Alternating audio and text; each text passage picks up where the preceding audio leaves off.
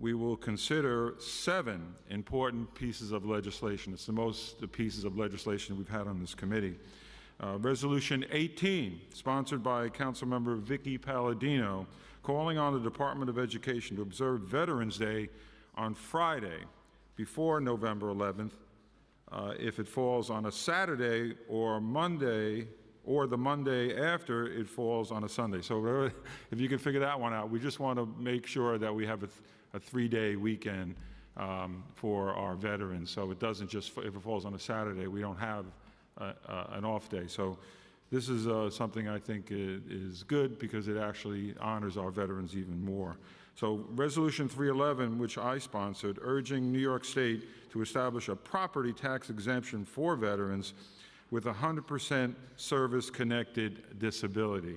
This legislation, already passed by the state Senate, would ease financial burdens on disabled veterans as they transition to civilian life. Very, very important bill in the Assembly, so that's why we have to do a resolution to call on the Assembly to pass this. Resolution 465, sponsored by Councilmember Joanne Ariola, calling on the New York City Housing Authority to include an admission preference for veterans in its next proposed agency plan. That's a resolution, again, calling on NYCHA. Introduction 686, which I have sponsored, to better support veteran street vendors by expanding representation on the advisory board and improving access to critical information on agency websites. Intro 687, which I've also sponsored, to waive commissary permit fees for operators reserving spaces for veteran food vendors. Very, very important law that's being introduced and being heard today. Introduction 688, which I have sponsored, to provide additional time for veteran service organizations, VSOs, to address non-urgent building violations, helping them maintain facilities that serve our veteran community. And that bill has been this issue has been a problem for a long time, where veterans are trying to keep the VSOs open. They usually have a bunch of obstacles, and when they get hit with fines, that could sometimes be the last straw, and then sometimes they close or sell the building, and that's a loss for every veteran in the city. So we want to try to give more cure periods for building violations. It seems like a no-brainer, but it is a law introduced in the council, and we hope to, like I said, hear it today and get it passed in the near future. And finally, Intro 759, sponsored by Councilmember Ariola, to provide critical rental assistance to homeless veterans. Again, a bill that's common sense and should be law, but it isn't. So we need to obviously introduce that and have that heard in the City Council.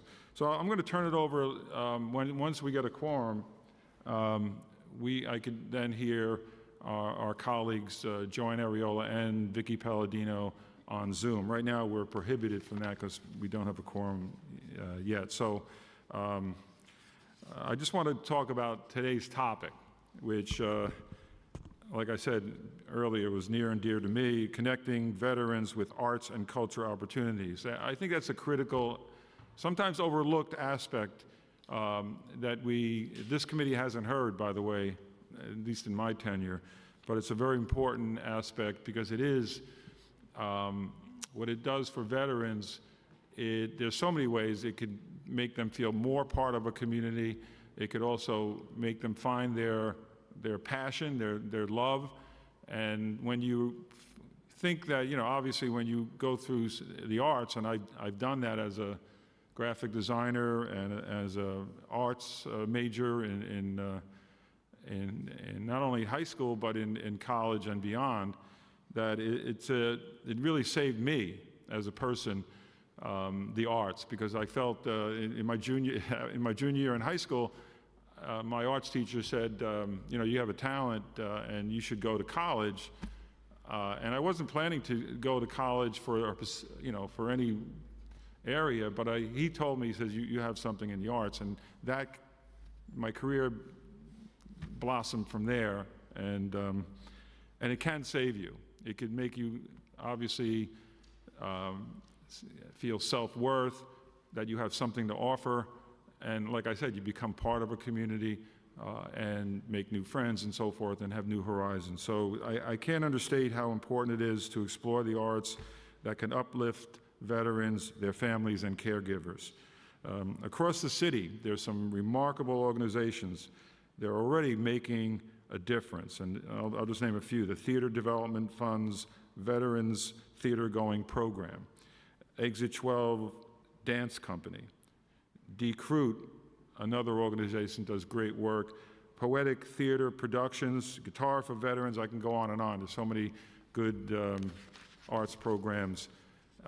And programs like these not only foster creativity, like I said, in healing, but also builds a sense of community and purpose, like I mentioned. So I look forward to hearing from DVS and the leaders of these organizations for their inspiring work and how we can better support their efforts in the council. So at this time I would like to acknowledge my colleague here today, Christy Marmorato, the council member from the Bronx. Thank you for being here. And I also want to thank our dedicated committee staff for their hard work in preparing for today's hearing. John LaRosa to my right at Legislative Council does great work and valuable research.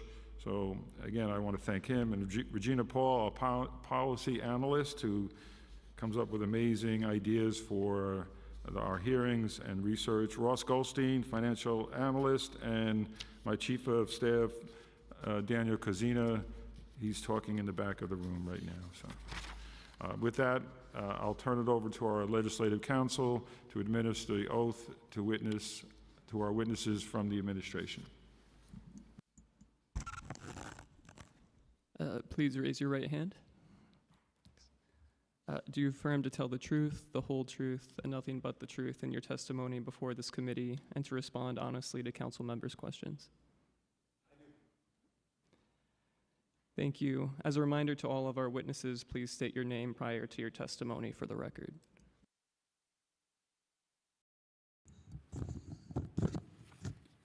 Thank you so much, and happy holidays, everybody. Before you start, I was told that Councilmember Areola is on Zoom along with Councilmember Vicky Palladino. Happy holidays, everybody, to those here and joining us on Zoom. Good morning, Chair Holden, committee members, and advocates. My name is James Hendon. I serve as Commissioner of the New York City Department of Veteran Services, or DVS. Thank you for allowing us to testify at today's hearing about arts, culture, and DVS efforts in support of veteran artistic initiatives across the city. I'm joined today by Ellen Greeley, Assistant Commissioner for Policy and Strategic Partnerships, and Curtis Duvall, Digital Communications Manager. In addition to discussing the arts and culture, we look forward to commenting on the following legislative proposals. Intro 686, supporting veteran vendors. Intro 687, waiving permit fees for mobile food unit commissaries that reserve space for veteran vendors.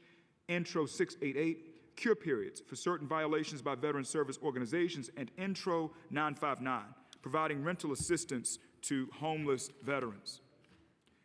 By way of background, since its inception in 2016, DVS has long recognized the benefits of creative expression in promoting recovery, rehabilitation, and wellness within the military and veteran community.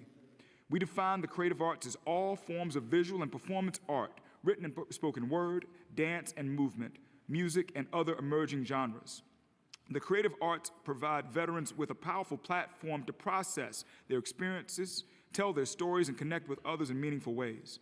DVS continues to champion initiatives that expand access to creative arts programs, ensuring that all members of the military and veteran community have the opportunity to experience the transformative power of art. The three needs for culture and arts. Need number one, diverse funding sources. The U.S. Department of Veterans Affairs has stated creative arts therapies improves cognition, semi-motor functions, emotional resilience, and social and coping skills.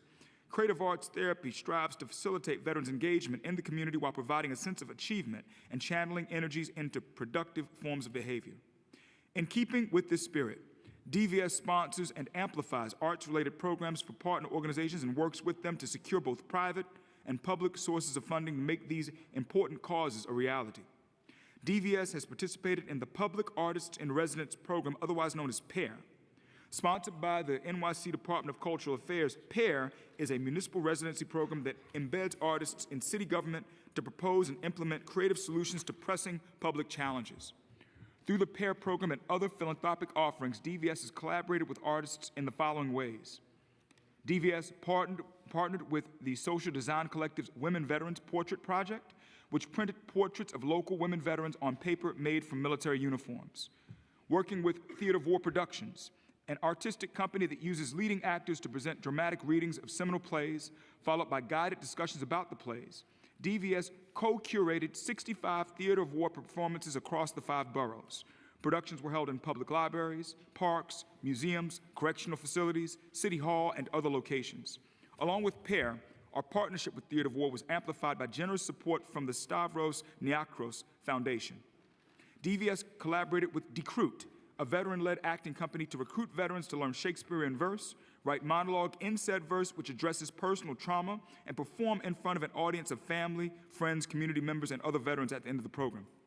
DVS's collaboration with Decruit was made possible through funding from the National Endowment for the Arts and later from the Laurie M. Tisch Illumination Fund. Additionally, DVS is leading efforts to establish a post-9/11 Veterans Memorial in Queens, honoring those who made the ultimate sacrifice during the global war on terror. The memorial will be built on the waterfront in the Whitestone neighborhood of Queens, the borough home to the largest number of post-9/11 service members who were killed in action, adjacent to Little Bay Park. DVS, in partnership with the Department of Cultural Affairs' Percent for Art program, is leading a public artist selection process to ensure that the memorial appropriately reflects the bravery and sacrifice of the fallen service members from this generation. Need number 2, self-identification. As many of you know, DVS takes the issue of veteran self-identification seriously. To reiterate, according to the U.S. Department of Veterans Affairs FY 2023 Gross Domestic Expenditure Report, 34.3% of veterans self-identify nationwide, 29.8% self-identify in New York State, and 24.1% self-identify in New York City. It is critical to acknowledge at this hearing the nexus between arts and cultural activities and measures taken to motivate our brothers and sisters and their loved ones to come out of the shadows. Only when we identify veterans can we connect them with the support and myriad of services that DVS and its city, state, federal, public, private, and nonprofit partners offer. DVS's weekly newsletter, which all are encouraged to view and sign up to receive at nyc.gov/vetnewsletter, maintains a portion dedicated specifically to veterans in the arts. Through the newsletter, we showcase veteran artwork and help support and amplify our artistic community. We create space for veteran artists to express themselves authentically. We believe that actions as seemingly small as newsletter outreach with an arts angle can have an outsized impact on encouraging our veterans to self-identify. We've witnessed time and time again that one of the ways to make a crucial first connection in inspiring veterans to self-identify is through the use of arts and culture. The September 2024 Greater New York City Veteran and Military Families Summit, held at Yankee Stadium, exists at the intersection between the services that our department provides to the veteran community and our support for wider cultural activities. We successfully completed the largest standalone event in the history of our agency in the form of the summit. Details about this and prior DVS summits can be found at nyc.gov/vetsummit.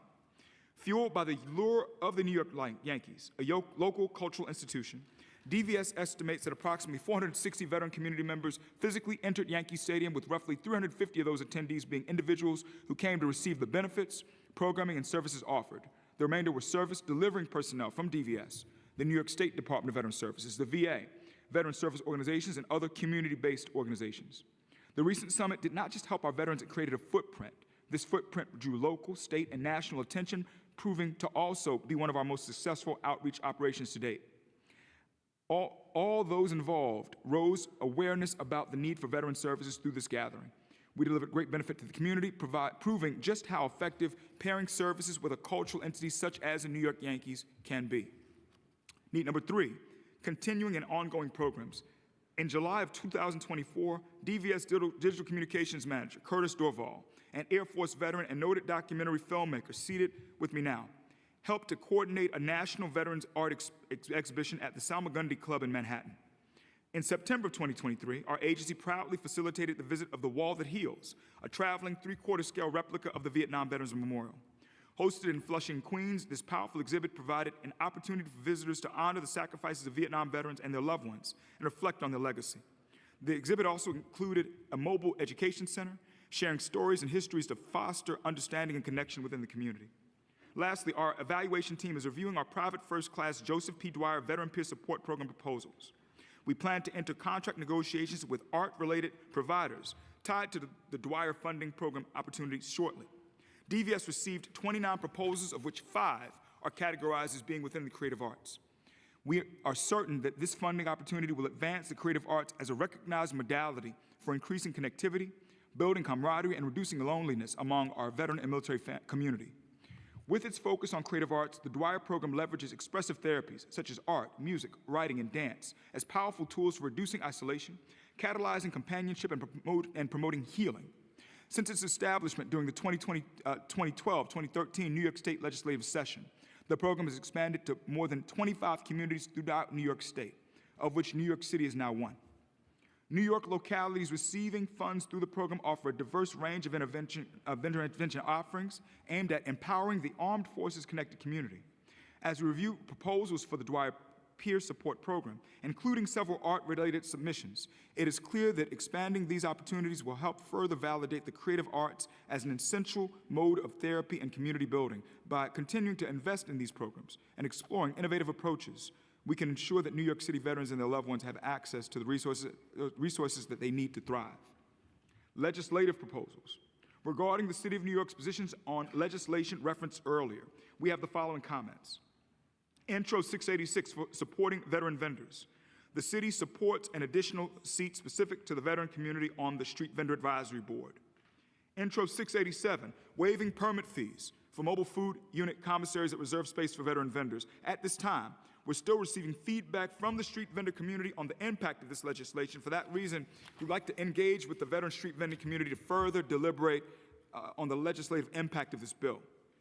Intro 688, cure periods for certain violations by veteran service organizations. We appreciate and understand the intent of this legislation and its hope to provide much needed relief to our veteran service organizations in New York City.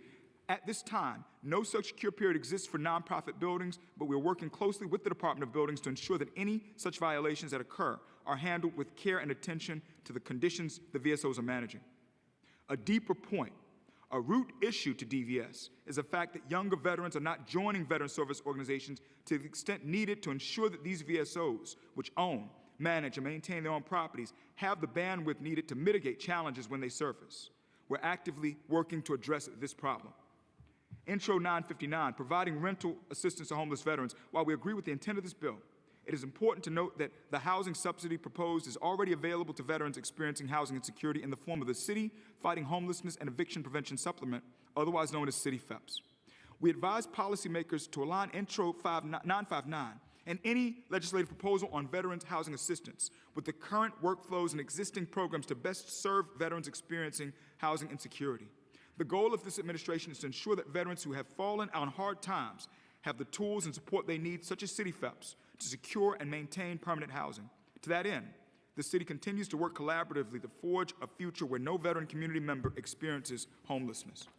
And aside, we ask policymakers to join our efforts to inspire and motivate veterans to self-identify as well. We've learned that the veteran self-identification issue permeates through all sectors of our community, including those experiencing housing insecurity.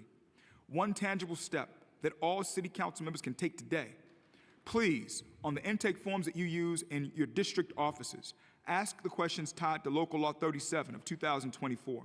These are questions that the council, through its leadership, ensure that all New York City client-facing agencies now ask. Those questions, I'm reading from the local law. Question 1 is a question about whether such person or any member of their household has served in the armed forces, National Guard, or reserves of the United States, provided that responding to such questions shall be voluntary. And question 2, an option for any person who responds affirmatively to the question. Indicate whether such person consents to the Department of Veteran Services contacting them regarding services and resources for veterans. In conclusion, we're grateful for the opportunity afforded to our agency to testify on arts and culture within the veteran community. We're happy to answer any questions that the committee may have. Information on the art and community programs spoken about today can be found at nyc.gov/vets under the Community tab. Separately, we encourage all who listen to and read this testimony to learn more about the Department of Veteran Services offerings by visiting nyc.gov/vets, calling us at 212-416-5250, emailing us at connect@veterans.nyc.gov, and following us on social media using the hashtag @NYCVeterans. Two final things. One is organizations that are interested in applying for discretionary funding from the New York City Council, specific to helping veteran and military families, are encouraged to visit nyc.gov/vetcouncilfunding. We have materials from the prior fiscal year and other information posted on our website, nyc.gov/vetcouncilfunding. As soon as FY26 materials and the FY26 timelines are made available, we will update what appears. The information that appears now at nyc.gov/vetcouncilfunding is instructive for all who are seeking funding through the council discretionary funding process. The deadline to apply for discretionary funding from the council will occur in mid-February 2025. DVS, through its partnership with the LaGuardia Community College Apex Accelerator Program, is happy to provide technical assistance to applicants. No veteran-serving organization can say that they lacked the information or assistance to apply for these funds. To all in the foxhole with us on veteran and military family issues, please apply, nyc.gov/vetcouncilfunding. 2, veterans interested in applying to their local community board. Community boards are the foundational governing bodies of this city are encouraged to visit nyc.gov/vetcommunityboard. The deadline to apply to join one's community board in all boroughs except for Staten Island, where there is no deadline. Application submissions in Staten Island are rolling. Deadline is mid-February through early March. Countless New York City leaders at the city, state, and federal levels, including many in this room, began their journeys by joining their local community boards. Please visit nyc.gov/vetcommunityboard and apply. Help ensure that our people have a seat at the table. Thank you. And at this time, I'll be followed by Ellen Greeley and Curtis Duvall from our team. They had some brief comments they wanted to add. Sure. So I sit here today acknowledging that we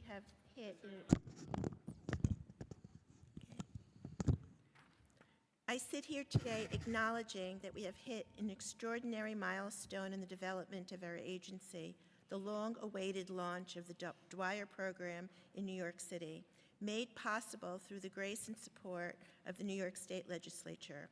I'm humbled by the belief that our investment in the New York City veteran creative and healing art communities will accelerate their growth and help them blossom into thriving, sustainable industries by leveraging more public sector funding opportunities.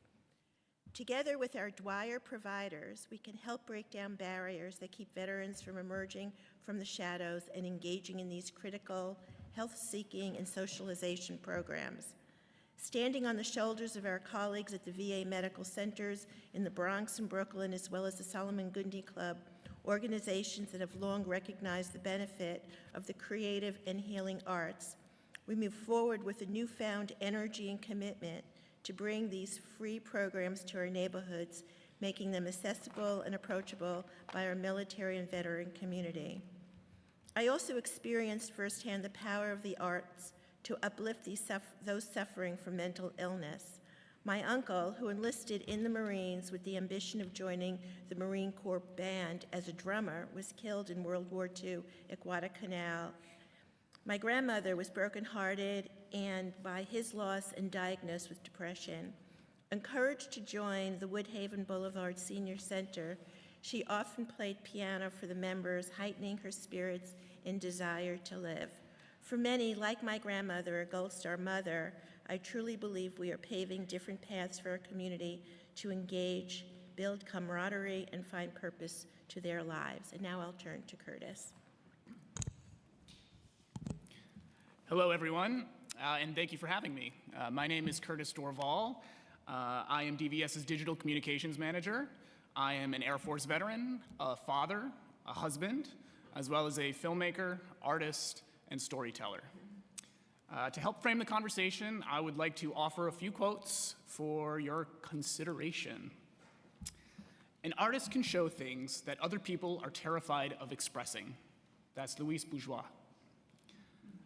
It would be possible to describe everything scientifically, but it would make no sense. It would be without meaning, as if you described a Beethoven symphony as a variation of wave pressure. That's Einstein. And lastly, life beats down and crushes the soul, and art reminds you that you have one. That's Stella Adler. I have a thesis. Galleries, shows, performances, and artistic expression create and foster culture and community. Pretty obvious, in my opinion. In July of 2023, I received an invitation to attend the Journeys Onward Military Veterans Experiences exhibition at the Salmagundi Club.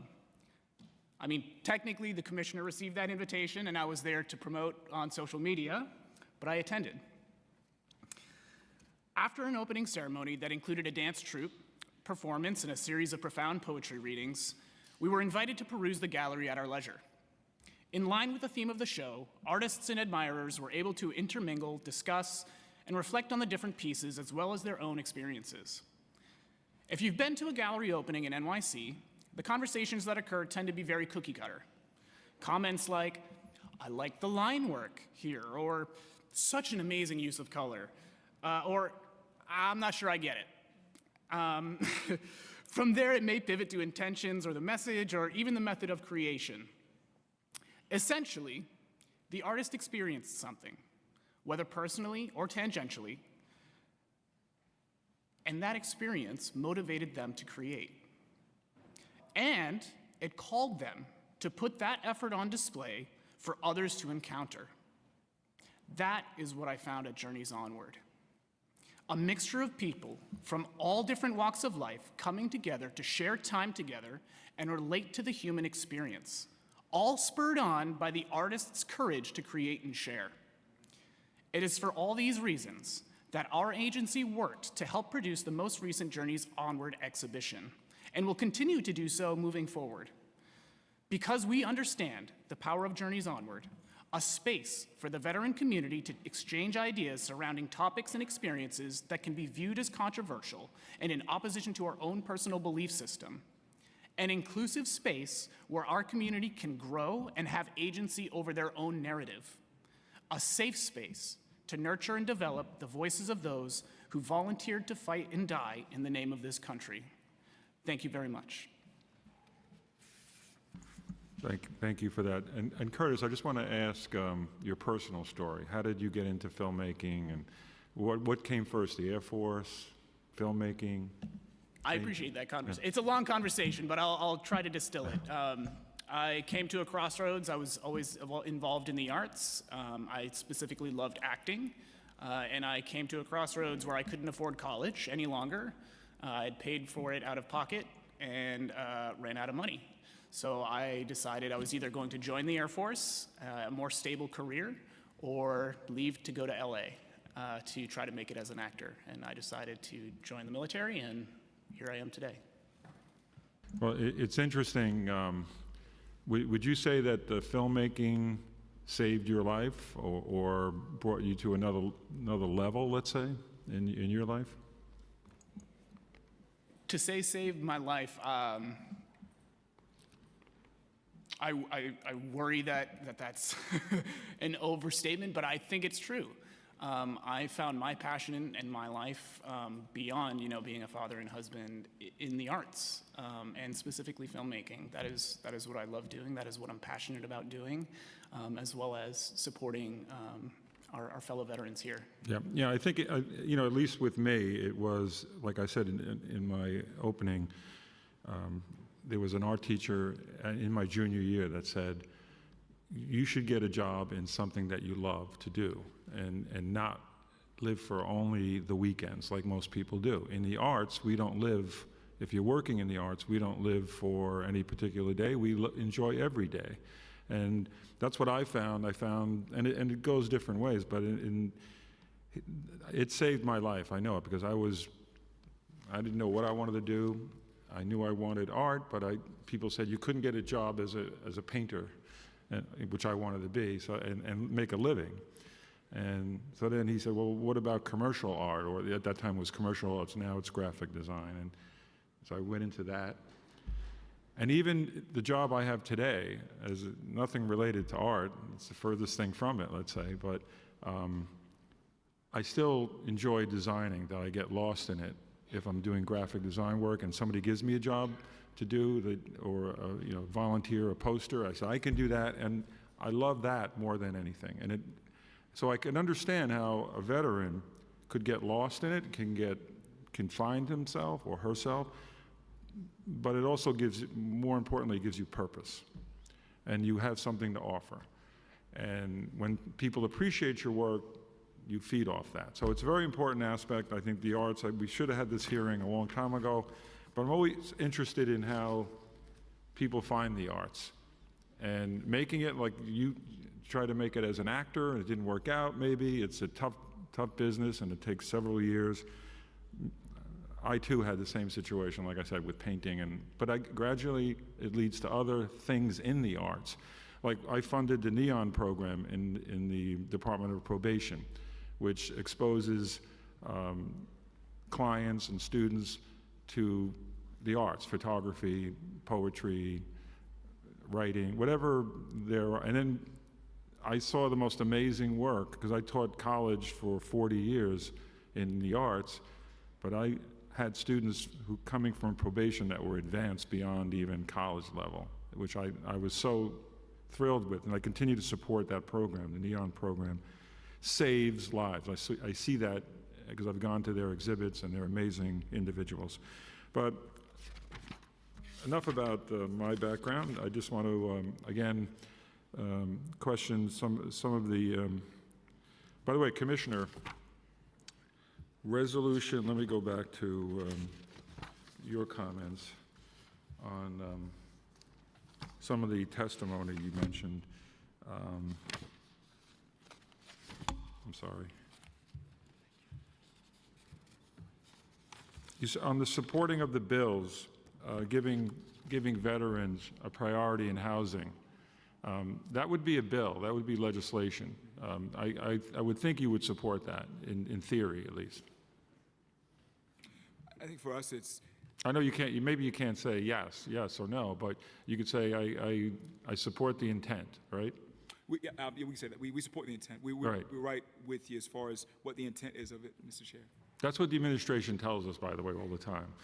We support the intent, however, and then there's a however, but at least though, if we're on the same team, we want to do the most for our veterans, and we know about the food vending and all the problems that's been we have to solve that issue with the veteran food vendors. But if I may say on this, with this one, the issues, the larger issues, the self-identification is still a real thing as far as getting even folks experiencing housing and security to say I'm a vet.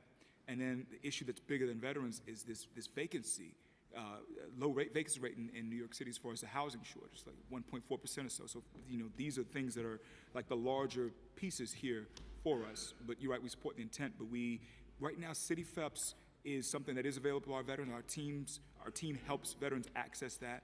So we just feel as though the larger things for us to try to attack are this identification piece and just recognizing that there's this larger issue that is bigger than us about the vacancy rate being so low in New York City. So on self-identifying, I know you do some announcements here and there, but can you give graphics? Maybe we can design it in the council, something that we could put out to our membership, to our constituents, that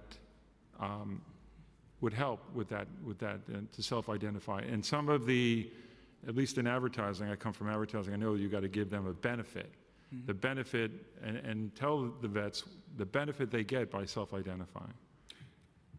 We absolutely, and to speak to that, and this is something we've mentioned too, we were so grateful that we signed an agreement with the speaker earlier this year. We're in the process of sharing our data with the different elected officials. The goal is to live in a world where all the veterans that we know who are in New York City, and we're looking at getting that stuff out, no later than the spring, as far as to get that to each of our council members. And with that, if there are any assets or things where we can say, hey, here's some suggested materials if you're putting out a newsletter, or you want to, in your general newsletter, if you're doing any outreach targeted to those veterans in your district, that we can get those things to you. So we hope that that's a way that helps scratch the itch on self-identification, working in partnership with all 51 of our city council members. Yeah, and and let me just jump back to the legislation again. Intro 688, cure periods for certain violations of VSOs, which is a huge problem, as you know. Mm-hmm. That also, if it becomes law, then it gets hopefully funding. So, and it's not really a funding issue if you look at it. It's not at least funding maybe for more building department personnel. I don't think that would necessarily mean so much in the way of hiring. I think it would need just a legislation that would give the VSOs extra time.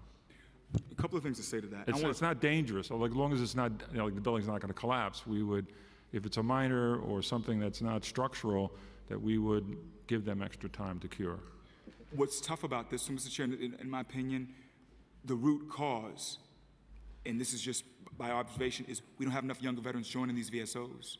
And so you have a situation where you have a VSO that is aging out, and there's so many second and third order things going on there. So for us, we're so focused on what can we do to make this connection between the transitioning service members, of whom we now get those DD-214s when they're cut. So now we receive the separation paperwork when it's cut. As of September, I remember mentioning at one of the hearings, we now get the TAP data. So when someone says, I'm leaving the Air Force and I'm coming to New York in June of 2025, we know who they are. So for us, it's how do we communicate with them and bring them into the fold so that can become the next generation of folks. I feel like that's the root issue that we're dealing with. And then speaking to this— Yeah, but that's we can do two things, you know, it's not like one or the other. It's like if we want to give the VSOs extra time to fix building problems and not pay fines, that's what this bill is. I think the other side of it is that these cure periods don't exist for nonprofits at this time. So it's one of those— Well, that's what this bill, no, that changes. This bill changes that. I don't know if it attacks the root issue, which is oftentimes that the VSOs have declining membership and are aging out, and we're trying to attack the root issue, to which, and I want to acknowledge the person from our team who just gave me a note, who's our transition services manager, who deals with our transitioning veterans, right. Nicole Orlando, who's seated behind us, who also is our main liaison with the Department of Buildings. When we look at these violations, many of the DOB violations are mostly for boiler activities, so call that out. So it's boiler-related violations. And many of the oath violations are those where the work may have been performed, but maybe certain necessary paperwork wasn't filed. And so just so we know what the nature is of these things oftentimes. So I just want to call that out. And that, so let me just jump in on that one. Yep. The DOB, do they give extra time? Will they do that, or do they just hit them with a fine? I know DOB's been taking it case by case, and I know that there's one standard across the board for these things. I know that with the DOB side of it, it's, you know, for them, it's creating materials to educate the different VSOs on how to be able to stay up to code, things that may not even know, where it may not be a situation where the cure period is a solution, but just being informed about the process is a solution. But it still ties back to, if we don't have the bandwidth, are we able to, you know, I mean, the VFW post I was a part of, our post commander, you know, he was 90 years old and he passed away not too long ago. So, I mean, this is something that we are living through right now. And so it's like there's these deeper issues. And then another thing that we've been doing is we've been working to try to tie in with the different unions that have this skill set, boiler-related unions, to see if there's anything they can do as having apprentices assist with addressing these violations. So this is something we're aware of. We're trying to grind it out on this. I don't want to lose sight of the key issue is the aging VSO population as far as those in these properties and getting new blood in. That's the real issue, Mr. Chair.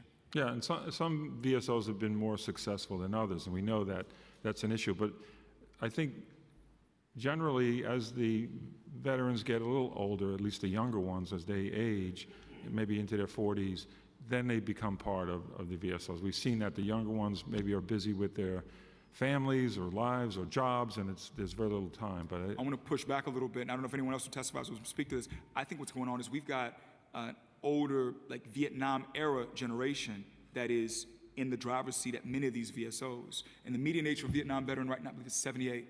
And so we've got a lot of older folks. We have an older leadership crew, and you don't have something behind that crew. And there's some demographic reasons for that, but you just have young veterans not getting into it.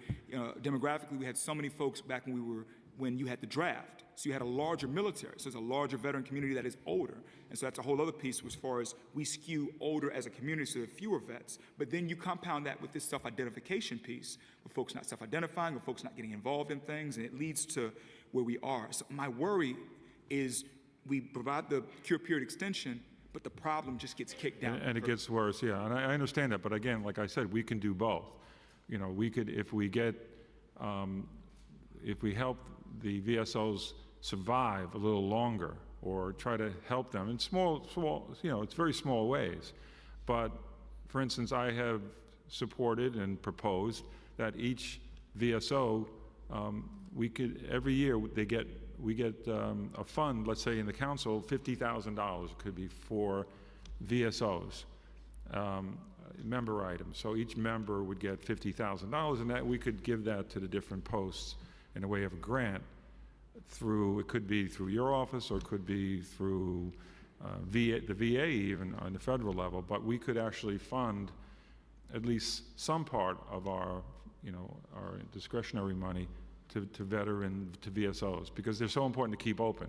And I have too many closed, or too many sold, and I have an American Legion post that sits there now empty on my main area in Maspa. So, and that was sold, and it's gone. But it was a center of the community for such a long time, for meetings and hearings and so forth, and for cultural events. And Mr. Chair, I want to be clear. We are lockstep with you on the spirit of this. Right. I just want to be clear about that. So for us, That's what I was trying to get out of you. Yeah, we were lockstep on the spirit of this, and I want to be clear about that. So. No, good. Okay, so, or the intent, as the administration uses. But let me go into the hearing topic, the outreach strategies that you have in DVS that you use to inform veterans about available arts and cultural programs that they could obviously join or participate in. And how does the agency ensure that veterans from all backgrounds are aware of and feel welcomed by these opportunities? I want to say a little bit and then throw it to Curtis and to Ellen. Broadly, the strategy of our agency, it's embedded within the mission. It's connect, mobilize, and empower. And so a lot of it, the connect piece is, how can we find these veterans and identify the folks, those who are in the shadows, those who are not, and then mobilize is making them aware of what's available to them, and then empower is to serve them, or to make sure that they're served.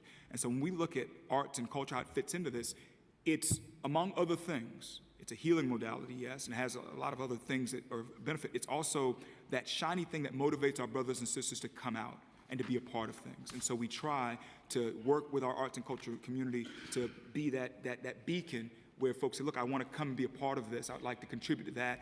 And that brings our brothers and sisters, their families out, and then we can be able to connect with them. So strategically, that's what's going on. I want to defer to Ellen and to Curtis, kind of talk in the weeds on how we go the next step. Yeah, very simply, Chair. The main thing we use is our social media and newsletter.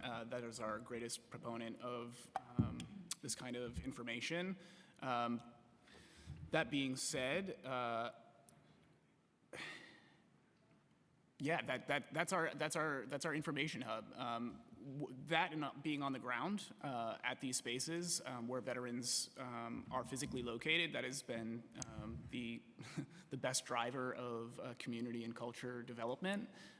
But yeah, that information that we try to push out there, whether it's through our newsletter, whether it's through our social media, really tries to highlight, especially in our artists select, like our Veterans in the Arts section, which will highlight potential shows that are for free to veterans, or veterans specifically in the arts that are doing something in the artistic space, whether it's performances, whether it's poetry, whether it's graphic design, any of the above. We will utilize that to highlight specific veterans in our community and provide a space for them to, potentially move up in the professional world.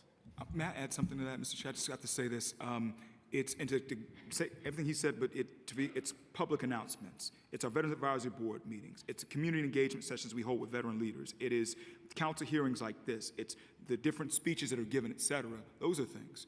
We're still a young organization, and we're learning. So one thing we're learning, I want to call out, I think a group that's going to speak later today is the MET, the Metropolitan Museum of Art. They're going to speak. They had a Wednesday session a few weeks ago where they opened up the museum to veterans. Wednesdays are the day when the museum goes dark. And so they opened it up for select communities to come. They had 350 veterans come. And one of the things they did, the Secret What was Sauce, that? This is the Met. This is the Met. It's the Met, Tisha okay. Morrison. I remember the name. It was just 350 people came out. It was their second time doing this, the second year doing this. And something we're going to start to do, taking a lesson from them, is they reached out to elected officials and said things like, hey, can you sponsor a bus to get folks out here? So you have the cultural institution, which is turning the light on, saying, hey, we're open, come through. But then you've got the groups like us, we amplify the word. We do what we can to spread the word to our Rolodex, who we know. But then you've got us tying lockstep with the electeds too, and others saying, hey, would you support us physically making it possible to solve that riddle of how do we get that veteran to that place? So I think you'll see us try to pull that out as well and use that as another way to get this to a good place. Yeah. We certainly will encourage organizations to contact us for us to spread the word. Right. And that does happen. Sorry. We do encourage the organizations to contact us, and we certainly will spread the word. We had an interesting situation a couple of weeks ago. There is a new opera called Grounded, which is about a female Air Force pilot. And initially, we were contacted for lower ticket prices, and because there was still a cost involved, we couldn't promote. But I did ask them if they ever thought about providing tickets for free. Would they come back? We would be happy to promote, and that did happen. Of course, it happened only a day or two before the performance, which usually does happen. But it's those types of situations that do arise that we try to take advantage of. Of course, then I turn to Curtis and to Chuck, also on our communications team, to get the word out, and that's kind of how we do it. But we're very willing to work with all of our arts organizations, cultural organizations also, to really promote the work, especially for the veterans. I mean, we are embarking on something incredibly new, I think, in terms of creating the veteran and artist genre here in New York City.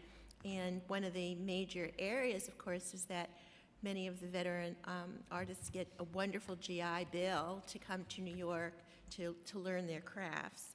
This is certainly the best playground in the world to learn that, in turn, become part of the institutions. And part of our challenge, of course, is maintaining the artists in New York City. As the commissioner mentioned, of course, the cost of housing is quite expensive. I was quite involved in the Peekskill community in Westchester for many years, and they purposely created an arts community up there, built housing for artists, offered generous a space for them, exhibition halls, and generous working space for them. And they did create, a huge community up there, which of course paid off in terms of an economic multiplier. Restaurants are now populating the downtown area, and Peekskill has come alive again from that particular experience. I know there is specific housing for artists in the West Village. I think that those are rare in this particular day and age. We also know that artists create these communities and then they get gentrified. I mean, Lower East Side, Williamsburg, Bushwick now, which is quite amazing. Yeah, Soho, Soho, NoHo, Long Island City, you name it. And they bring economic vitality to the community, and we really have to think of this as an investment. Yeah, we see that the American Alliance of Museums supports free museum admissions for veterans and does a lot of work. But again, the local museums, what's your experience, or anyone on the panel, with the local museums like the Museum of Modern Art? When I went to school, in my master's program especially, I hung out at the Museum of Modern Art. It actually inspires you. You get a lot of adrenaline going in there, just looking at so many images, and it actually, I think all veterans should take that opportunity, especially if they're interested in the arts and visiting museums. But now the prices are very high. So if you could give us a list of, or somebody can give us a list of veterans programs with these museums, we can publish them. I know it's probably a lot more than we know, but. I would say certainly the Intrepid comes to mind. Yeah, we know about that one. I fund that. Right, we fund it. Exactly. But yeah. If there's a veteran price to get a lower there should be a veterans price. There should be free admissions for veterans if they show their ID. Or at least days. The Museum of Modern Art used to do that for everyone. Like for students, they would have free admission or reduced admission. Some of the other museums. But if we can do something for veterans, yeah. I will say, it's on. Sorry. I will say, in my experience going to museums, my wife and I are both veterans, and she's in the museum space at the New York Public Library specifically, but's worked around. They typically do offer a veteran rate that is very comparable to the senior citizen rate. But as for free tickets, that does not necessarily exist in the space. It's usually at the discretion of the museum itself. So finding a program that does offer free ticketing for veterans looking to experience the museums is a great idea. I want to take a moment, too, to give roses to our colleagues who run the IDNYC program at HRA, where with that IDNYC card, there are several different arts and cultural institutions where folks do have free access. And I want to acknowledge the Blue Star Museums program, which is a program where from Memorial Day to Labor Day each year, those who are still serving are able to go to select museums at no cost, and to list a map of those museums. And many of those museums don't just offer free admission to the military members, but also if someone says, I'm a veteran, they also will confer that. So we're happy to look into that too, Mr. Chair, as far as making sure folks know where they can go for these things. Yeah, it's a few phone calls, a list of museums and galleries that might offer reduced admission or free or veterans on certain days. Certainly we could, when they're a slow period or slow day, we could try to suggest that, but that would be good. So that's my second question on that one, and you answered it about expanding it. And this is the third. In what ways does DVS ensure that arts and cultural programs are inclusive, accessible, and accommodating for veterans with disabilities, including mental and emotional health issues? Once again, I'll say a little bit and then throw to Ellen and to Curtis. For us, it has to be said that beyond Chapter 75 of the New York City Charter, certain pieces are out of our wheelhouse. So for us, it's to assist and inform veteran and military families on areas of healthcare, housing, benefits, culture, education, employment. So with the assist and inform hat on, there's certain pieces that we can't touch when it comes to, ensuring certain things when it comes to accessibility and just inclusivity. So we work closely with the Commission on Human Rights, with CCHR, on issues that involve someone being discriminated against through uniform status. And we work closely with our friends at the Mayor's Office for People with Disabilities as far as accessibility issues. So we kind of work lockstep with them. And then another thing, from day one on this job, I've said that this is about moving the bell curve of New York City's veteran community to the right, the entire bell curve. And so with that in mind, we work to market to everyone on things. And so we like to think our contribution to this is often getting the word out to all, regardless of race, gender, disability status, income, et cetera, to get more of our veterans and their families to be a part of this. So I defer. Great, thank you. Do you want to expand on that? Yeah, sure. I don't have too much to add here besides, when the opportunities are presented to us in this space specifically, programs that are specific to veterans with disabilities and all inclusivity in that regard. We typically try to promote that, again, through newsletter, through our social media. I think recently we just had one that was it was in regards to PTSD, trying to get veterans to resolve those PTSD stressors through the arts. I can't remember the specific program on right here, but I do recall us having one recently and us promoting it. Well, that's my next question to the commissioner, so I'll just punt it over to him.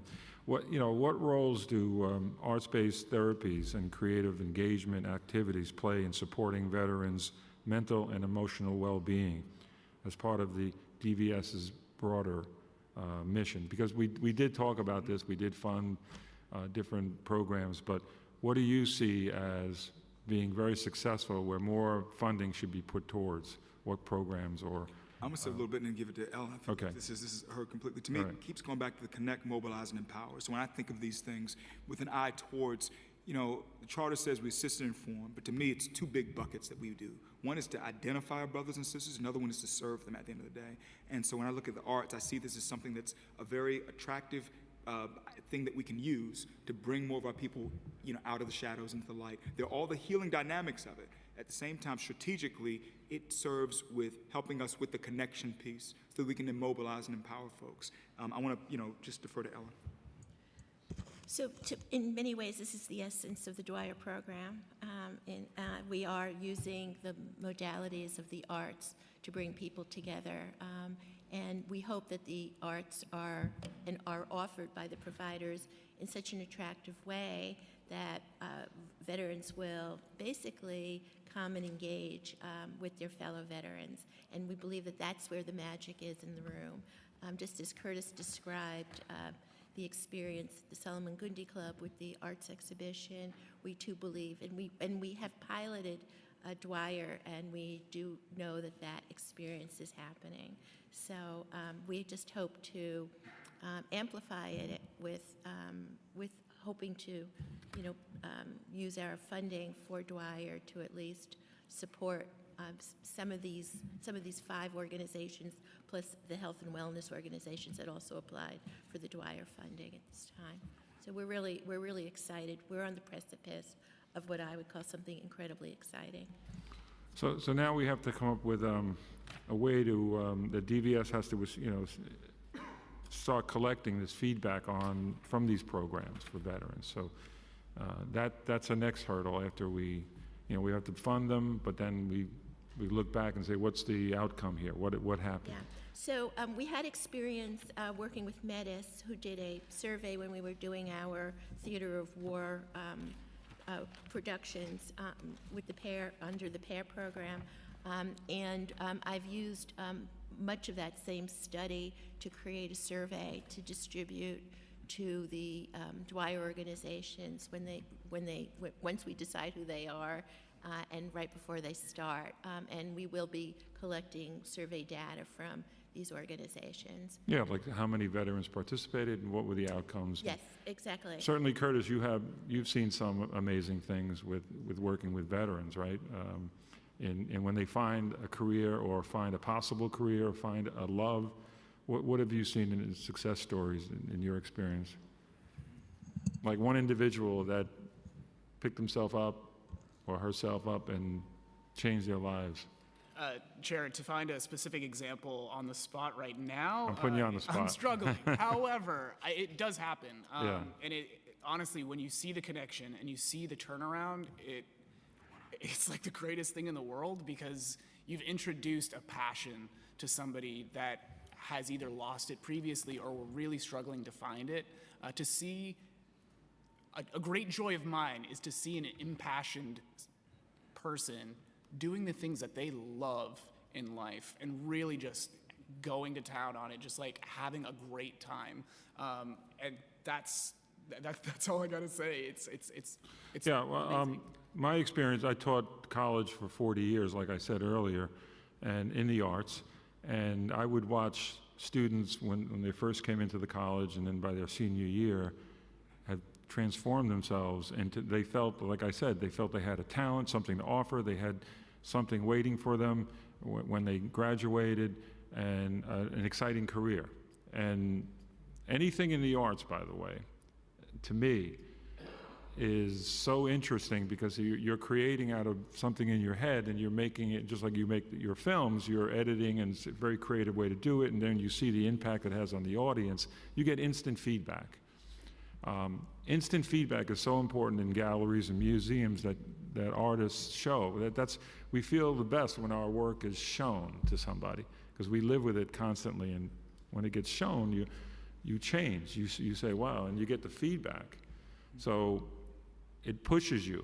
And so that's why when you get to be my age, you'll start remembering those students that you had that came back and said, they would say, Professor Holden, you really saved my life. You really helped me. You really gave me a career. I have now 3 kids, and I have a wonderful house, and I bought, and I'm a working graphic designer, and you inspired me. And that, to me, is worth $1 million because that feedback is so important. And so that means anything that's why this hearing is happening, because I know what it can do for a person, the arts, and we underestimate that sometimes, at least many times.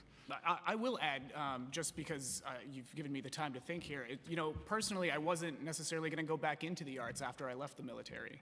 And it was, to your point, it was a specific professor, and I'll call her out here, she's amazing, Monique Fortuné, at Fordham University is where I attended for my undergraduate, and it came to a point where I was going about doing my thing, and I brought to her a poem, and she's like, are you an artist? Have you considered this? And I was like, you know, I have this background, and I don't think it's right. I think I'm a little too late to the game, having been in the military for so long, and now I'm a father, and I have to provide for my family.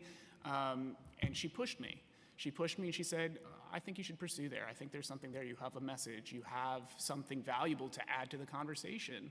And that's really deeply personal to me, and I value her very much for that, because it sent me on the career that I have now, and I absolutely thank her for that. And I think most successful people will tell you that, especially in the arts, that there's somebody that motivated them and went the extra mile to really take them under their wing. And I had that, you had that, you just mentioned, but that's so important in the arts, that mentorship, and then somebody telling you, hey, you have talent, you should really work on it, and then here's how to do it, and here's how I can help you.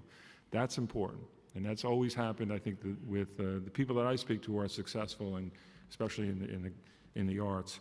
But there's no city like us, that in New York City, that we have so many museums and galleries, the center of arts in the world. So this is where it's proven to serve, to help people, and like I said, change their lives.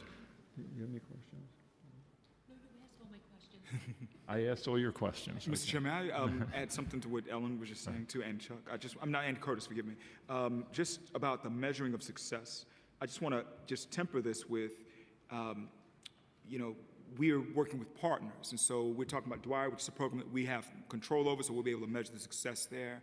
And even with the Public Arts and Residence Program, we have control, so we can be able to measure success there.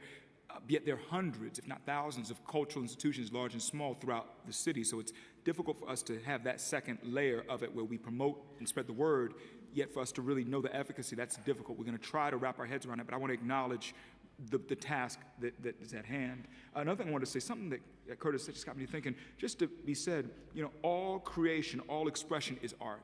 And so we just want to sit here in acknowledgement of that, large and small, like any types of measures are forms of art, and we think about that. And something we were talking about this beforehand, we knew we wouldn't have time to cover this fully, so I just want to put a framework out there just as something in the back of your mind and those who are listening to this hearing.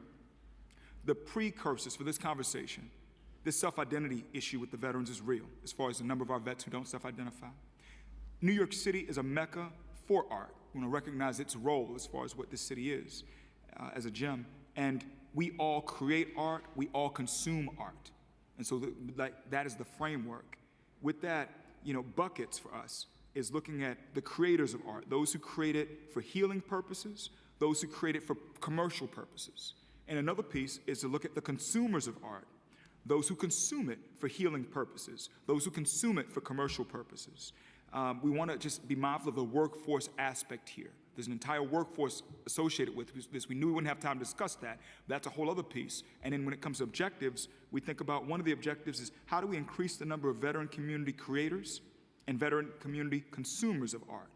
And then another objective, and Curtis pointed this one out, decreasing the civilian-veteran gap in these things. And so for us, when we look at this broader conversation, which has so many different branches and sequels, just want to acknowledge that aspect of it and just pay homage to the workforce component as well, in addition to other pieces. Great. Just to piggyback some of that, I'm going to ask you a question here, and you should say the answer to this question is money or funding. But what additional resources or support would enable DVS to expand and improve the arts and cultural opportunities offered to veterans, and how might the City Council assist in this effort? We can assist in publicity, like I mentioned, but we could also assist in funding. But what else could we do? I want to flip the money thing, and this is something I've said in prior sessions. You give us a choice. If you say, James has $1, do we give the dollar to the community? Do we give the dollar to DVS? I'll say give it to the community. Dwyer has gotten us to a place where we believe that we're developing, cultivating muscle memory amongst our veteran-serving organizations to apply for money from the city. So much work was done to get folks to a point where they can go through all the traps to be good with passport and get pre-qualified for certain things to apply for Dwyer. You may very well see many of those same institutions taking a shot on goal once February comes and it's time for council discretionary money. And we're going, just like the end of this testimony, where I took time to say, go to nyc.gov/vet council funding to learn how to do this. We don't want any organization to say, I didn't know and I didn't have help. We're working to make sure they know, and we're working to make sure they have help. So what we want to do, I want to be in a place where we can flood the box with veteran-serving entities who are saying, we are requesting council funding, Mr. Chair. So for you, the most important thing that I would ask right now is to try to load up more money in the back of that truck so that we can help our brothers and sisters. And so I'd say that's the place. We're doing our end. We will socialize left and right coming into the next discretionary funding deadline to have folks apply. And we just ask that when that comes, that we have more resources on the council side to receive this. So that's my So, again, on that topic of what we can do as a city council, do you see any legislative actions that we could do to enable DVS to expand and improve the arts and cultural opportunities in institutions, possibly, like a legislation requiring reduced admission to museums? I gotta say, it's not that the ideas aren't there, it's that, and this is just me speaking, I feel like I'm so focused on certain things that, because the power of the council is its money and its legislation. And for me, I'm focusing on the money as far as that piece. And right now, because we brainstormed, we couldn't think of anything that's substantive, that realistic, they can get through right now on the legislative side. So for me, it's the better ask. If there's only one wish I can give to the genie right now, it would be more money on the table for these veteran-serving groups, and we will do what we can to get our community to come and take advantage. That's been missing for years as far as us applying for council funding. I want to change that narrative. Great. So ask for some more, but we should double, triple your budget. How's that? We will always accept more. We will never turn down more quadruple resources. No, you get $5 million and change now, and it should be $20 million. So Yeah, we will never turn down more. But to be clear, I know, but you know me, it's always, if it's a choice between the dollar going to our people and the dollar going to us, give the dollar to the people. And we want to give you and the committee the leverage to say, hey, look at all these veterans who are now applying. We have so many folks who are ready to go, who are just knocking on the door. Give us the resources to fund this. That's what I'm hoping we can do, Mr. Chair. So I'm going to challenge Curtis and Ellen. Certainly, let's come up with some more creative ways in the cultural area that we could expand and serve our veterans as a council. So if you have, I'm offering now, here's what I'm going to offer you, Commissioner. You get somebody that calls DVS and wants to know about going into the arts, you give them my number. Really, I'm serious, because I could give them enough information that, and I'll just do what my teachers did, and Curtis could do the same. Well, how do you motivate someone to get excited about art, and how should they proceed? And that's very important, especially for our veterans, and they deserve that. And they deserve certainly consideration and free admission. That if we can, make that with city museums, that we have leverage over, yes, I think we should do it. So, okay, Councilmember Marmorato has a question. Chair. Thank you. I think this is amazing. I think it's great that we're doing this because, unfortunately, I don't have that artistic ability, but I do see how it can be very therapeutic. I know my own child, how she really does enjoy, singing and acting, and, as we have in common with both of our daughters, that it's really like puts them out there, and it's absolutely amazing. Now, I was wondering, is there a way that you can create a list for us of these organizations that we can pass on to our local veterans? I don't know if it's something that you already have established, if it's on a website, or if it's just a simple email. I believe I gave that list over to Regina from the ones that we're aware of, but we also recognize that we are birthing a new industry here. Let's not minimize it. I mean, veteran art as a genre could really grow in a lot of different ways, and a lot of it is about bringing it really to the community level so that it's accessible for people to engage and enjoy in. I mean, it's a challenge. I live in the Northwest Bronx, so I could tell you, coming into the city, I have to think twice about, Manhattan. We always think about it as Same city. here. Everything to me is downtown. I'm in the Bronx, so anything below me is downtown. Right, exactly. We're going to the city. So the reality of is that that we really do want to keep it. I know the Bronx is filled with the arts in so many different ways. We should really exploit it, as far as I'm concerned. We should have exhibitions of veteran art in all our boroughs all the time. Really make this we should really brand it and really make it a New York City venture in many cases. And we started it with Solomon Goodney Club, and you'll hear from our friends in a little while, but the part of it is really bringing it to the community level, and that's what we're looking forward to. So the short answer is yes, we can provide that list, and we provided Regina, who's the staffer who supports the committee, so we got you. Great, thank you. And also, just to put on your radar, City Island has a couple of art galleries in our district, and we would love to see some veteran That art would be fabulous. That would be great. Yep. exhibits. Perfect. Thank you, Chair. Thank you. So, thank you, Commissioner. If you want to add anything else, if you have ideas in the future, certainly, Curtis, we'd like to connect.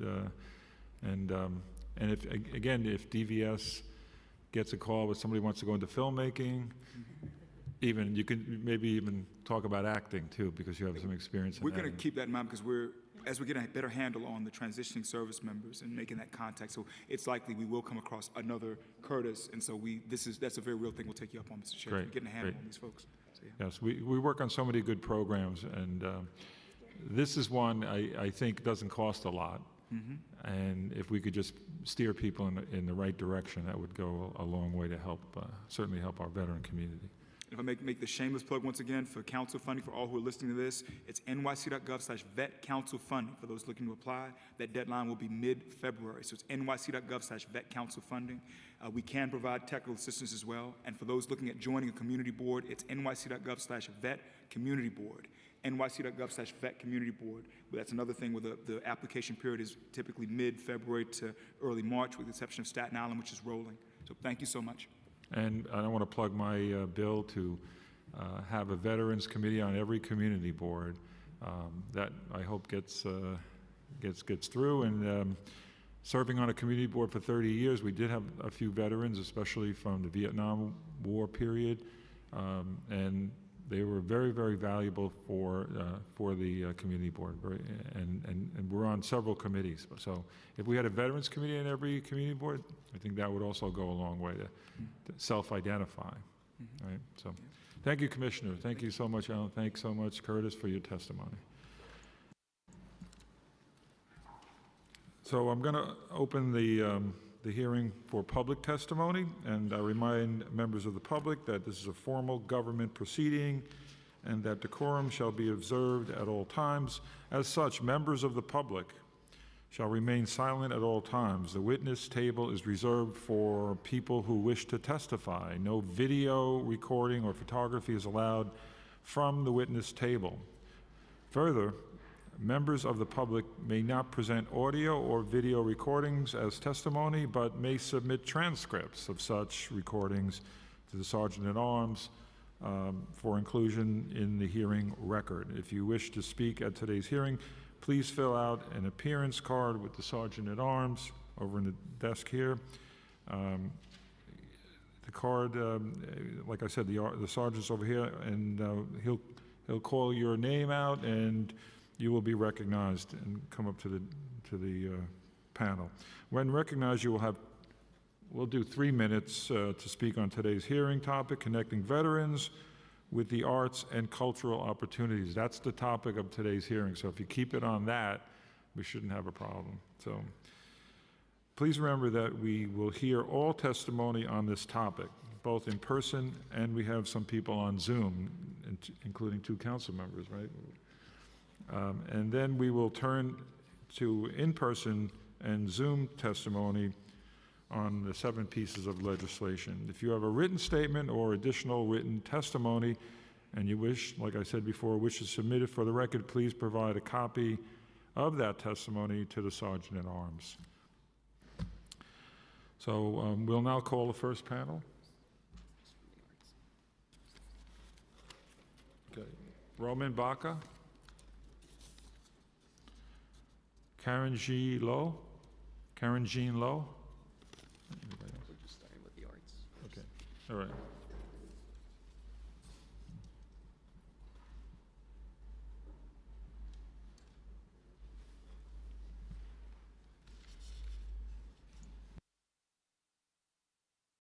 Karen, you can go. Go ahead first. Good afternoon. Am I loud enough? Good, thank you. Good afternoon. My name is Karen Lowe. I am the chair of the Coast Guard Art Program Committee, otherwise known as COGAP if you like acronyms, at Salmagundi Club, where I am an artist member and serve on the board of directors. COGAP has been co-sponsored by Salmagundi Club and the United States Coast Guard since 1981. The club is one of the oldest art clubs in the United States and is located in Manhattan at 47 Fifth Avenue in a landmarked brownstone in the Village. Created in 1871 as a 501c3 organization by artists and patrons, its mission is to support one another and to encourage the advancement of art of all kinds. We engage with the public with numerous programs centered around the arts. Support of America's military veterans and Coast Guard has continued to be an important part of the club's legacy. The main focus with COGAP is to highlight the 11 missions and extensive training of the Coast Guard through art. The artists are all volunteers, giving of their time, talent, and generously donating the works of art. We immortalize in our paintings and drawings those who serve our country in the United States Coast Guard. Wherever COGAP art is exhibited, it serves to honor our service members and to educate the public. Locally, the program has the support of the New York Council Navy League for the annual reception and acceptance ceremony at Salmagundi Club, which helps widen our public outreach. Coast Guard senior leadership attends this prestigious occasion where they accept the art on behalf of the Coast Guard and the country. Following the exhibition at Salmagundi Club, the art is on view for approximately 2 months at Federal Hall National Memorial on Wall Street, where the steady flow of tourists assure an even wider audience. COGAP has a national presence with more opportunities for public viewing. Art is often exhibited in maritime museums, in government offices, and of course, the Coast Guard headquarters in Washington. I'm also very proud of my COGAP committee's sponsorship of the Military Veterans Art Exhibition at Salmagundi Club. We have brought into the spotlight both visual and performance art, increasing public awareness of the unique and very personal perspective on the impact of military life beyond active duty. Salmagundi Club provides exhibition space and an impressive venue for the reception program. We are most appreciative of the support of these popular veteran events from the New York City Department of Veteran Services, the Art Student League of New York Commandery of the Naval Order of the United States, as well as the veterans community. They all understand that our military veterans deserve to be seen, heard, and above all, valued. All these opportunities for COGAP and military veterans art on view increase the civilian public's awareness and hopefully appreciation of our military for all they do for all of us. Thank you. Thank you, Karen. Roman.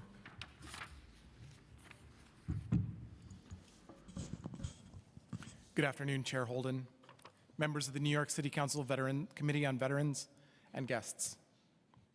My name is Rahman Baca, and I am a U.S. Marine Iraq War veteran and the artistic director and co-founder of Exit 12 Dance Company, a New York City-based nonprofit that uses dance and storytelling to heal veterans, advocate for veterans' issues, and educate audiences about the impacts of service.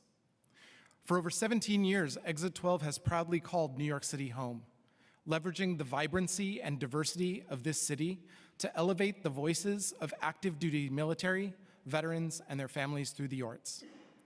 Our story begins with a simple yet profound realization: the arts have the power to heal and connect. As a veteran of the United States Marine Corps, I returned from Iraq, searching for ways to process my experiences and reconnect with my community. I went back to dance, and it became my outlet and my lifeline.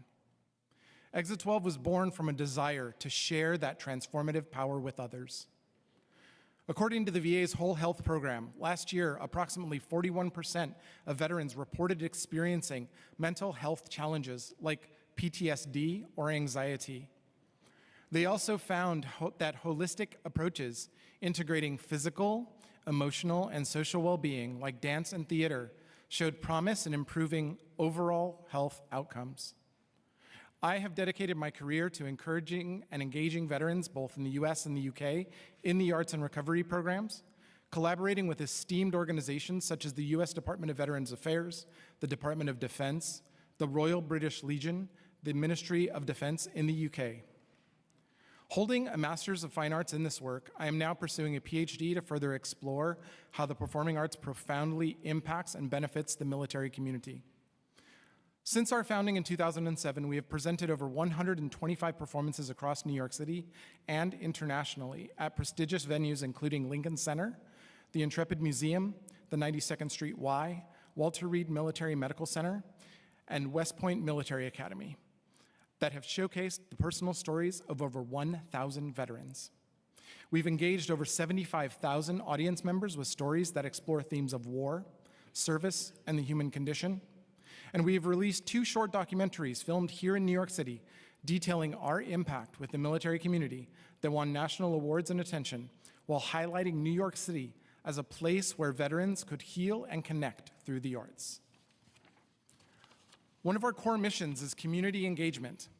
We conduct workshops where veterans, military families, and civilians come together to create performances and art, fostering mutual understanding and healing. This work is particularly impactful for underserved populations like the military community, offering a safe space for dialogue and self-expression. One of our participants, U.S. Army veteran and New York City resident Anthony Roberts said, "How does dance feel? I feel like Joe Cocker after happy hour. But that's okay. I'm still very uncertain, very tense, until I'm actually doing it. I've definitely felt a sense of release, peace, coming to terms with what happened through movement." The setting of New York City and its unparalleled cultural ecosystem has been essential for our success. It allows us to collaborate with local arts organizations and bring veterans and interested members of the public together in community spaces that cultivate and celebrate diversity. New York City is the world's cultural center, and as such, we argue that it should be an example to the world by offering world-class arts to veterans. However, as costs rise and resources become scarcer, we need continued support to sustain and expand our work. I urge this council to recognize and support the critical role the arts play in the lives of veterans and their families. Programs like our annual workshop and performance partnering with the Intrepid Museum are vital to organizations like ours, ensuring that we can continue to enrich the cultural fabric of this city while addressing the unique needs of its veteran population. On behalf of Exit 12 Dance Company, I thank you for your time, your attention, and your commitment to fostering a city where art, healing, and community intersect. I invite each of you to attend one of our 8-week creative workshop series or public performance with New York City veterans, their families, and the community. The next one is on the Intrepid starting in April, with our final showing May 30th, to witness firsthand the profound impact of this work. Thank you. I'm open to answer any questions. Well, thank you both for the testimony. It sounds exciting. I'll ask the same thing I asked the commissioner or the last panel. Do you have some success stories where you saw the transformation so graphically that person jumps out, that you saw a complete change? Roman, you could you've probably seen it in your work. Absolutely. Yeah. We have worked for many years with a Vietnam-era veteran who will tell you that in Vietnam, he experienced the worst day of his life, a rocket attack, where he was petrified with fear, and he couldn't act as he was trained, and that made him feel guilty for every day of his life past Vietnam. Last year on the Intrepid, he decided to recreate that moment through movement and storytelling. Wow.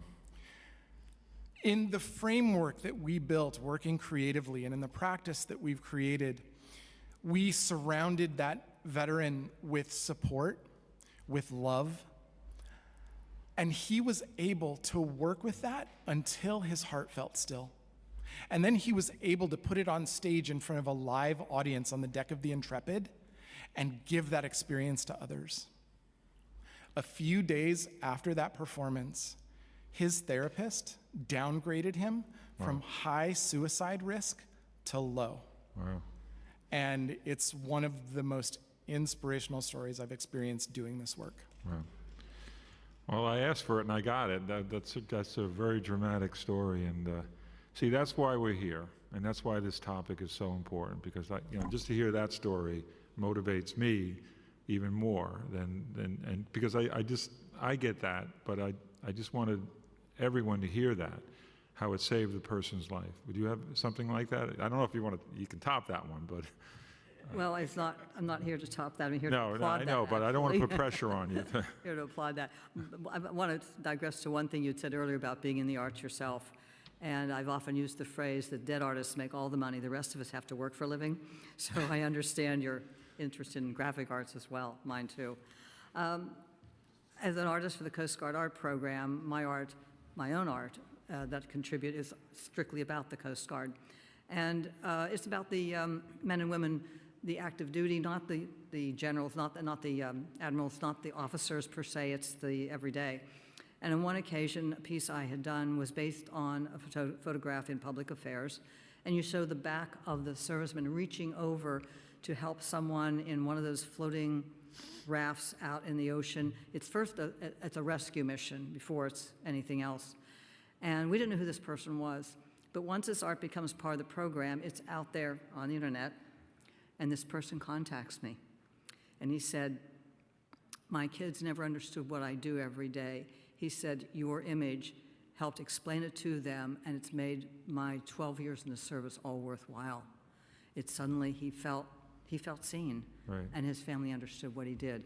And on the veteran side, where we have these shows at Salmagundi Club, I've learned a lot myself. I see the value that it has for the public of seeing the art, talking with the artists, hearing their poetry, and watching them come out of their shell and want to engage with the civilian population so that we understand better their life of service, their commitment after that life.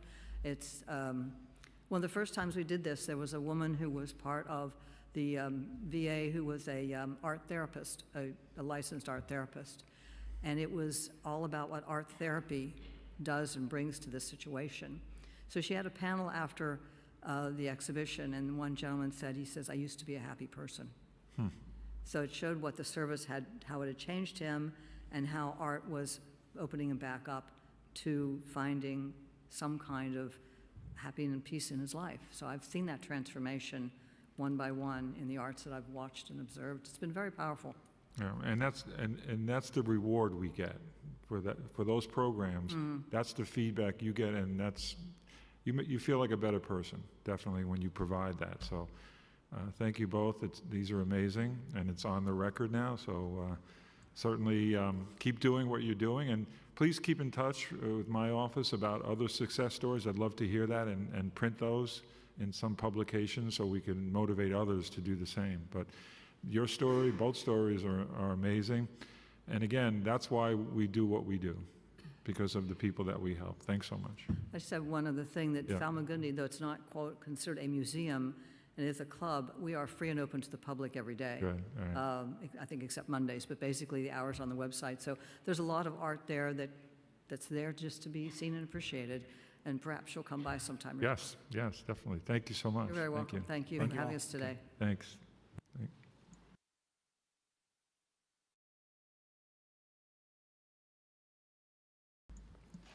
Our next panel, Coco Culhane, Timothy Pena, Joe Bello, Roger Walker, and Eric Lee.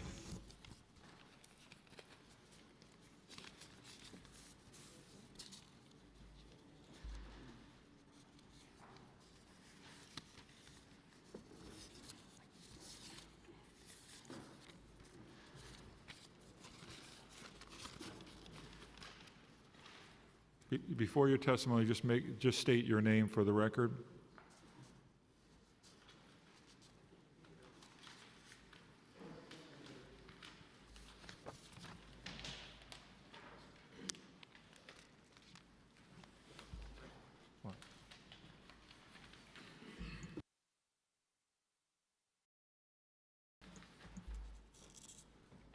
Ms. Cohen, yeah, you can go.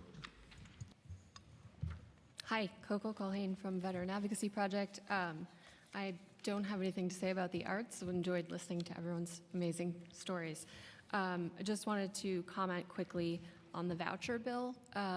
So the testimony, the written testimony we've submitted offers, some technical amendments, suggestions, and I just wanted to say, to advocate for it, that while this is something that's technically available through city FEPS, there's an opportunity here to create, go the extra mile for veterans and to basically create something like HUD-VASH on the city level. Since the funding is essentially already there for those vouchers, why not, make these specific vouchers available through DVS, not having them run or implement the system, right? Not recreating the wheel, but they do housing case management services. It's one of their strengths. Why not tie that to these vouchers? And then just, in terms of specifics, in terms of post-traumatic stress disorder, different mental health conditions, going through the shelter system, we know is extremely taxing. As attorneys, we've tried to do reasonable accommodation requests to get people, to skip those lines and things like that in those processes, and it's extremely difficult, time-consuming, and a lot of our clients just give up. Getting an appointment at home base, very, very difficult. I know there's a housing nonprofit that's about to hopefully hire someone to be a veteran navigator for the home base and to offices. So I think there's an opportunity that this bill could be amended with, it needs a lot put into it in terms of definitions and implementation, but I think there's a real opportunity, and you'd be targeting a small population that's still in shelter and does need some extra assistance. Great, that's a great idea. Thank you so much for that. Thank you. Joe? Yes. Hello. Okay. Joe Bello. I was going to testify, but after listening to DVS's testimony, I wanted to at least clear the record on some of these things that they testified that they're doing. So they claimed that they did a pair program with the Social Design Women Veterans Portrait Project. To be clear, that took place in 2015, prior to them becoming DVS. That was the Mayor's Office of Veterans Affairs. Their pair with the Theater of War, that happened in 2017. Their collaboration with Decruit, as the commissioner is aware, this came up at a VAB meeting 2 years ago, and subsequently, they never did any outreach. They received funding from NYU, but the DVS never did outreach on Decruit's behalf. Additionally, as I said in the previous testimony, the previous hearing that we did regarding the post 9/11 Veterans Memorial, I submitted a FOIA to DVS, and they have told me with the number of questions, because there's been no transparency around that post 9/11 memorial, and they are telling me that they will get me results, they will get me some answers, hopefully by February 26th of 2025.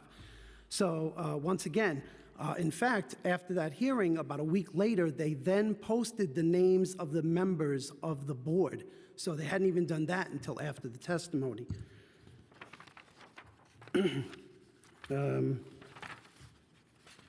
The other thing I would say, too, is so we had a DVS individual here named Curtis Doral.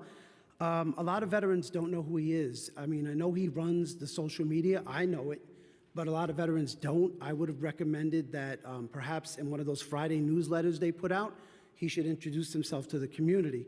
I've met him at a couple of events, so I do know who he is, but I know most of the community does not. And other than that, the only thing I would say about the intros and bills, currently I can't support them as is because they are vague and they need a lot of work, and I think a lot of testimony, like what you just heard, around them. So but you have my testimony, particularly on arts and how important it is, and I'll leave it at that. Thank you. If you could also come up with, if you have some suggestions for the bills, that's why we have, a hearing on it, and then we go back and we adjust it. Yeah. So it would be A or B. We would move the bill, but there would be amendments certainly. So Yeah, well, I do have suggestions for the bills, particularly like in talking to a number of the vendors on those bills and a couple of the other ones. But we could talk and I'll. Yeah, if you have time, if you can put it in an email, we'll certainly include it, a suggestion, and discuss it. So yeah, that'd be good. Thanks, Joe. You got it. Eric. Hi, good afternoon. Thank you, Chair Holden and members of the committee for the opportunity to testify today. My name is Eric Lee. I'm the Director of Public Policy at Volunteers of America, Greater New York, or VOA GNY for short. We are a 128-year anti-poverty organization serving over 750 veterans every year. I submitted written testimony for the record, which I will briefly summarize. VOA GNY appreciates the Council's continued leadership and commitment to supporting veterans who served our country, and we support Intro 959, which will expand access to rental assistance to more veterans experiencing the trauma of homelessness.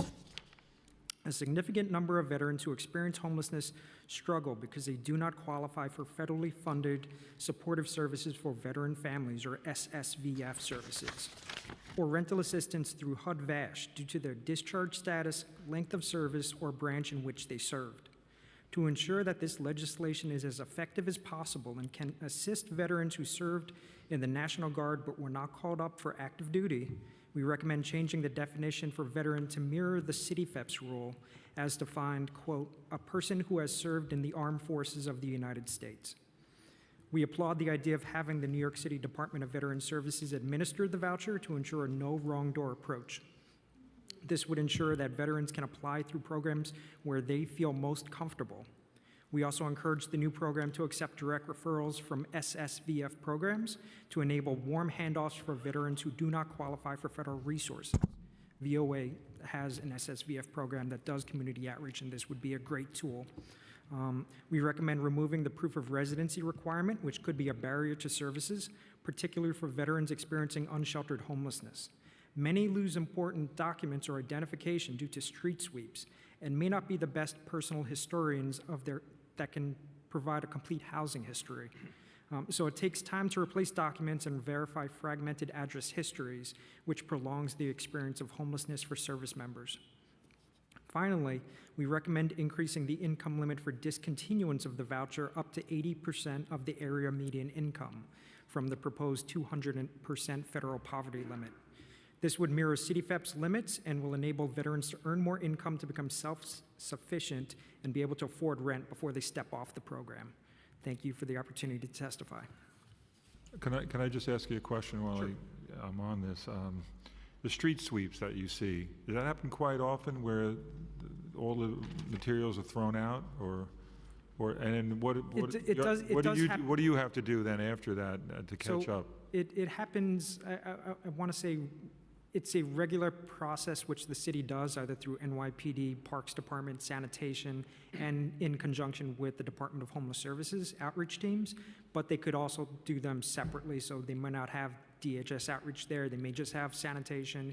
It can happen in a couple different ways, where it could be an urgent cleanup if there's like a health and safety concern, or they could give more advanced notice where they post a sign and say that we will do a cleanup in the coming days and weeks to try to give the people there time to gather their belongings and move on or find somewhere else to come inside. But the challenge with that is that when people start cleaning up things, important documents can be thrown out, even if the person is saying, please don't throw that out. And the sanitation worker is not a caseworker. He's going to pick everything up and just put it in the garbage truck. So it does lose ground then, because then caseworkers working with the client need to either apply. Start again, and yeah, it takes, might take weeks or months even. Right? Yeah. Yeah. Thank you so much. Yep, thank you. Okay, Roger? Yeah. Good afternoon. Good afternoon. My name is Roger Walker. I'm the program director at Samaritan Daytop Village Veterans Program. I'm here today on behalf of President and CEO Mitchell Netburn. And so I'd like to speak about a couple of things. First, I'd like to thank you for the opportunity to speak at today's hearing, for your dedication to supporting our veterans through bills and resolutions aimed at creating stable job and housing opportunities. I'm honored to highlight the crucial role that arts and culture play in our mission to support and uplift veterans at Samaritan Daytop Village. At Samaritan Daytop Village, we believe that true healing encompasses the mind, body, and soul. The arts have proven to be a vital tool in this journey, offering our veterans a means of expression, connection, and empowerment. Our partnership with Stella Adler Studio of Acting is a cornerstone of this approach.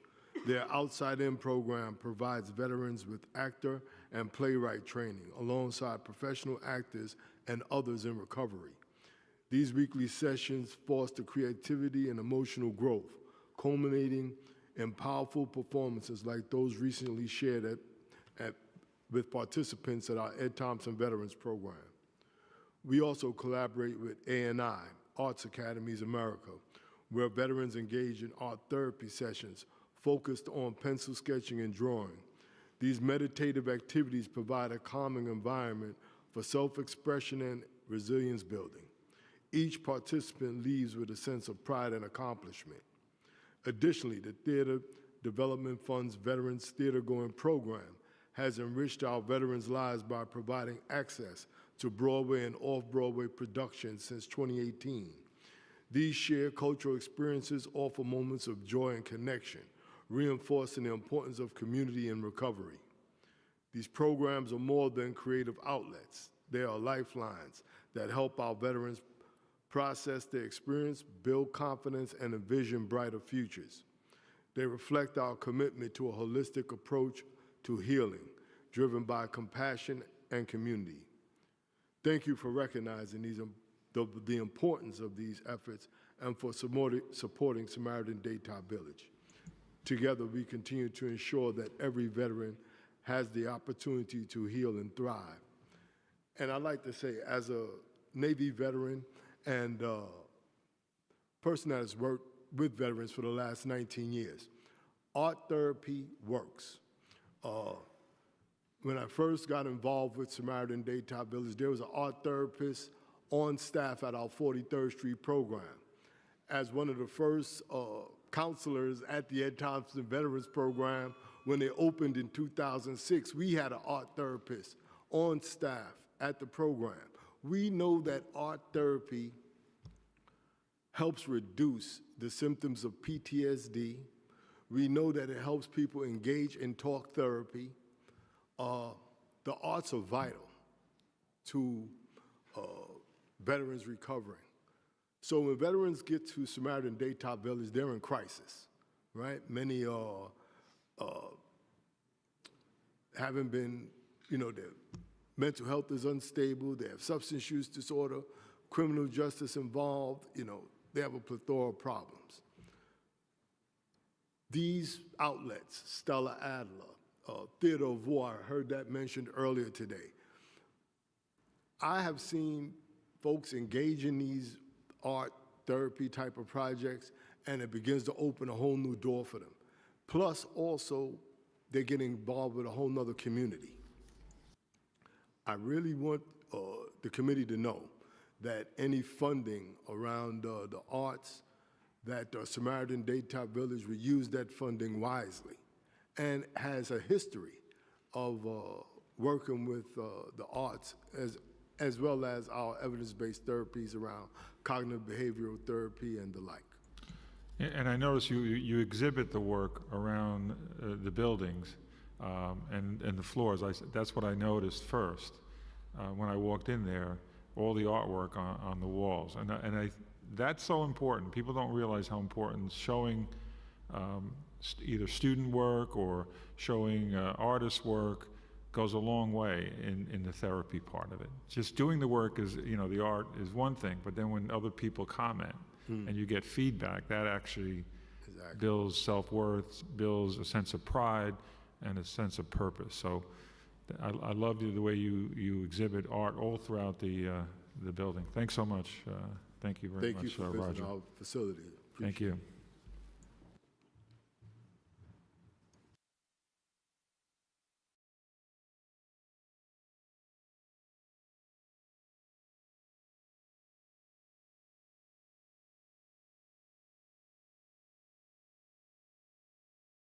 Timothy Pena, did he, because he didn't come up?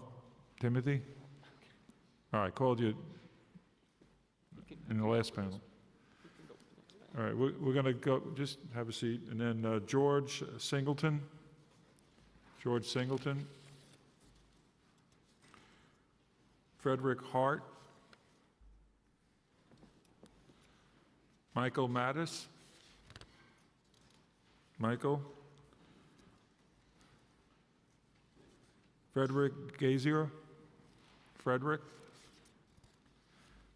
And Armando Crescenzi. Armando?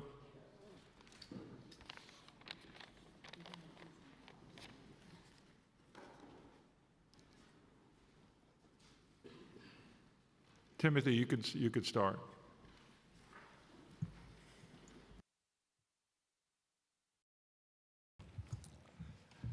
Good afternoon. My name is Timothy Pena. I run an organization called Veterans Justice Project. Glad to be here.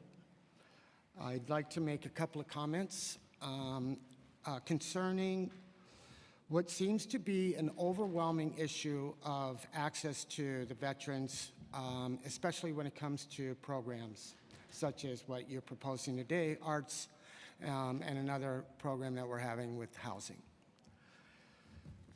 It's time to lay this on the table. I am a service-connected, disabled veteran with an honorable discharge. I am eligible for all VA benefits, including HUD-VASH. There are veterans in this community who are not eligible for those benefits. There are veterans in this community who have not an honorable discharge, but a bad conduct discharge. There are veterans in this community who have disgraced our service. Those veterans, I'm having to share space with. Those veterans are sleeping at Borden Avenue. They're the ones who are tearing sinks off the walls. They're the ones who are dealing drugs. They're the ones who are overdosing and dying, like we had another veteran who died of overdose again last week. These veterans, whether they are eligible for VA benefits or not, are not my concern. My concern is when I'm transitioning, and this is what we're talking about, into a place like New York City, which is what I did 2.5 years ago. I was guaranteed by Congress a safe, drug-free environment with support of services, wraparound support of services, housing resources, access to mental health, transportation, outreach activities, and be able to have a community engagement for the community that I was moving into. I got a violent, drug-infested shelter because Department of Homeless Services doesn't want to separate the good guys from the bad guys. These programs, these federally funded grant per diem programs, are meant for us. A lot of the city programs, I understand that, are for anyone who served. They should be able to have those services provided them. But as a veteran in good standing with Veterans Affairs, I should be afforded a little higher and better service than what I'm receiving and all the other veterans over at Borden Avenue are presently receiving. Thank you very much. And you, Timothy, you brought it to the attention of the Borden Avenue leadership, the director, and what was the response? So I had a discussion with CEO of Institute for Community Living last week. You know, we saw this yesterday. DHS is pointing the fingers at the vendors, saying that they have no control. But in speaking to Jody Rudin from ICL, they're pointing the finger at DHS. Who do I believe? I think that DHS is bullying ICL. They're bullying the city council and not allowing us access to the veterans. They're bullying DVS. The food's atrocious, and it's not the black trays. And I agree with that, by the way. And, it should change. And I think that you're under the impression that they're the black trays. They're not. They're brought in after those black trays have been, they're picked through. And they're cold because there's no kitchen there. The kitchen's being used for a culinary school, and they're cooking there, but not sharing. They're not cooking for the veterans.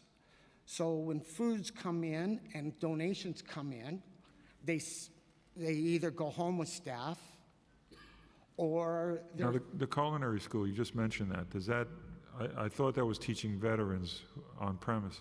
They were actually teaching that. yeah, but they have, it's not all just veterans.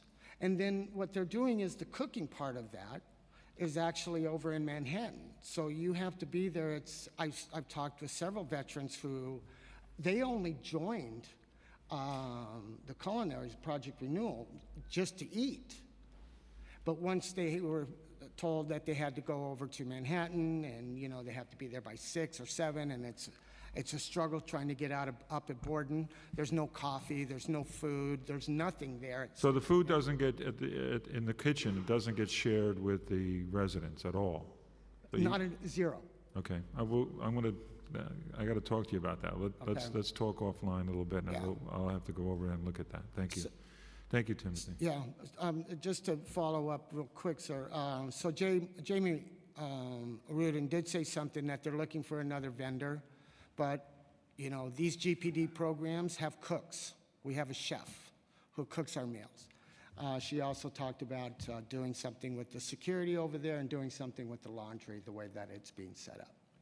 Okay, thank you.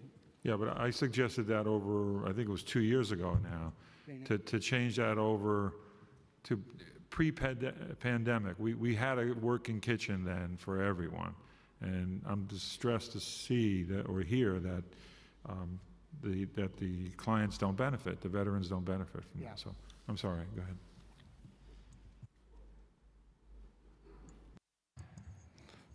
Good afternoon. My name is George Singleton.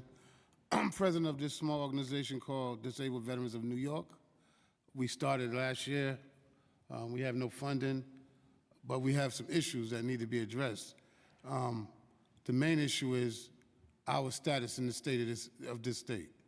If we're disabled veterans, that means that we were issued a hawker's license to sell goods and services because we were physically hurt while we were in the military service.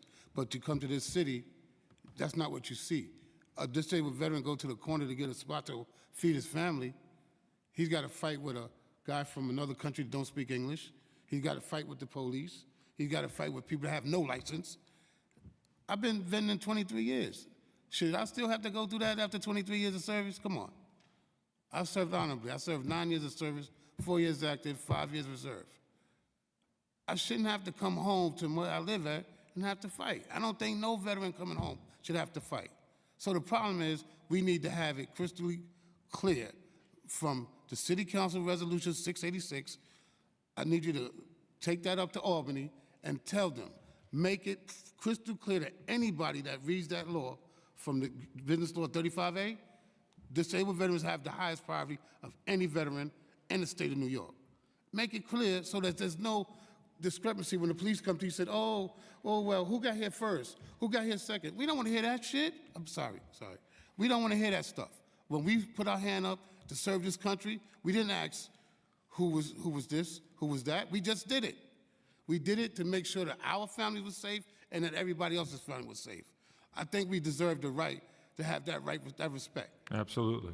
And the next thing, the fact that when 9/11 happened, we were on the streets out there, and they took away our rights down at World Trade Center and our rights on Heroes Canyon or Broadway because some veterans that came prior to me said that was the only way that we were going to be able to work in the city was to give up the avenues and give up the rights to Canyons, Hero, and World Trade Center because people were upset because they were selling pictures around Ground Zero. Right after it happened, everybody was hot. Come on.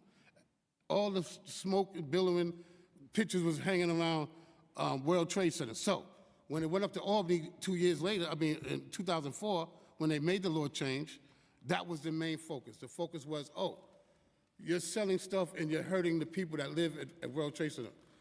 That's over with now. You got all these other vendors that don't even have a license running around selling stuff illegal spots. Why is it that only the police come to us? I'm just here for answers because I'm tired of it.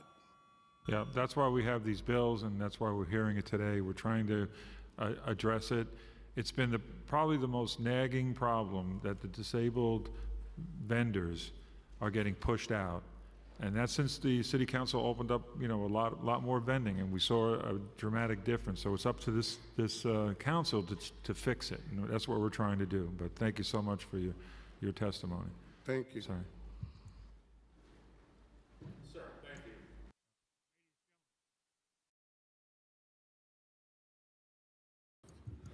My voice is usually loud enough, but anyhow, the microphone, just make it louder. Anyhow, ladies and gentlemen, city council members, distinguished veterans, representatives, and guests. My name is Fred Gazier.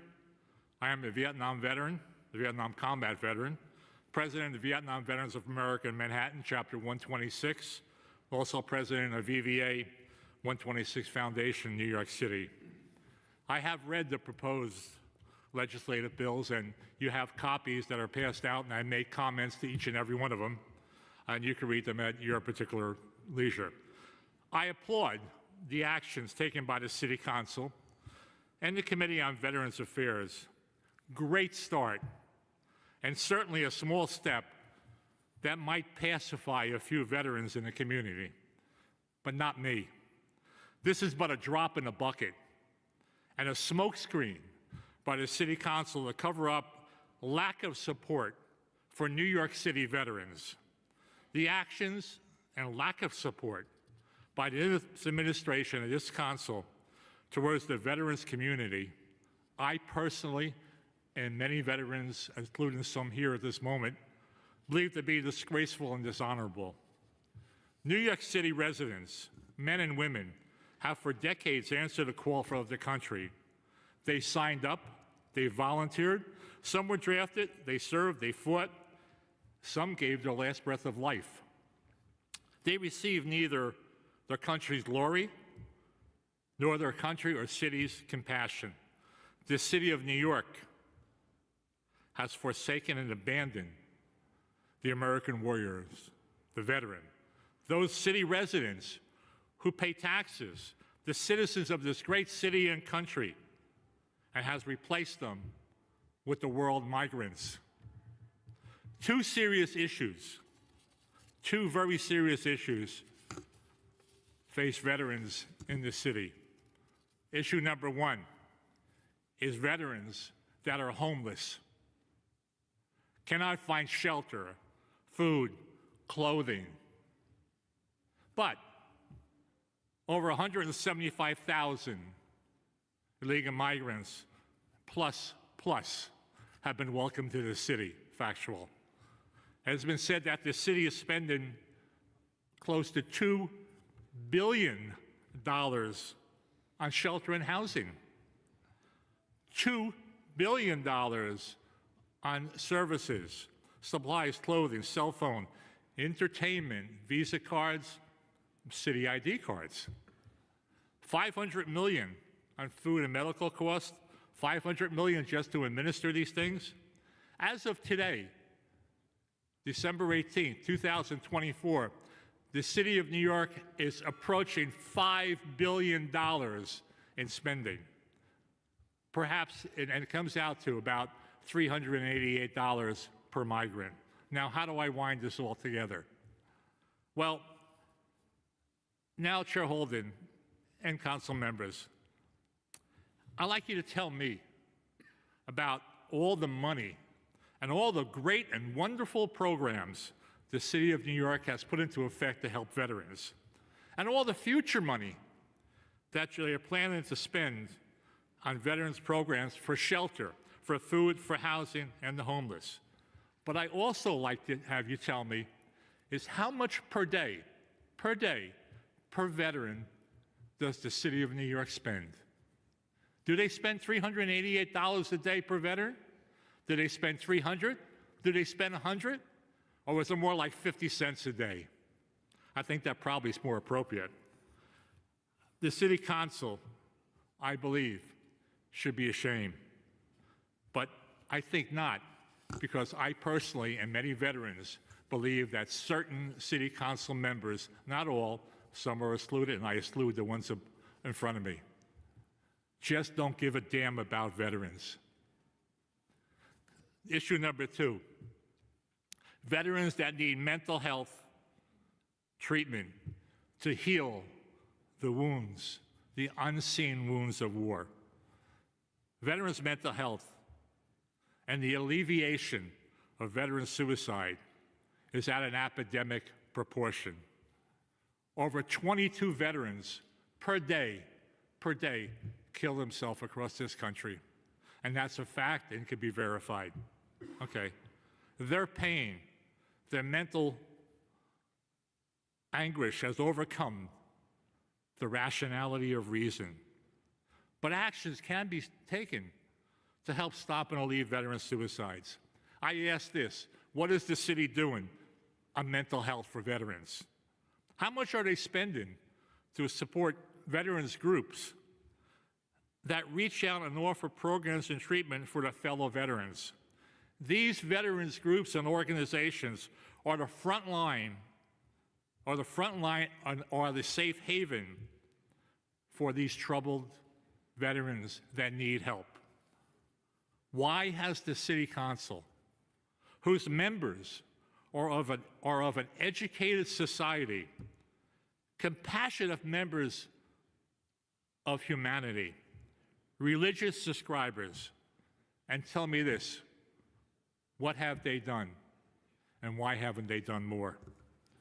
Veterans organizations in the city of New York, like United War Veterans, Operation Warrior Shield, Vietnam Veterans for America, Chapter 126, and their foundation, and many, many more, are the front line for these troubled veterans.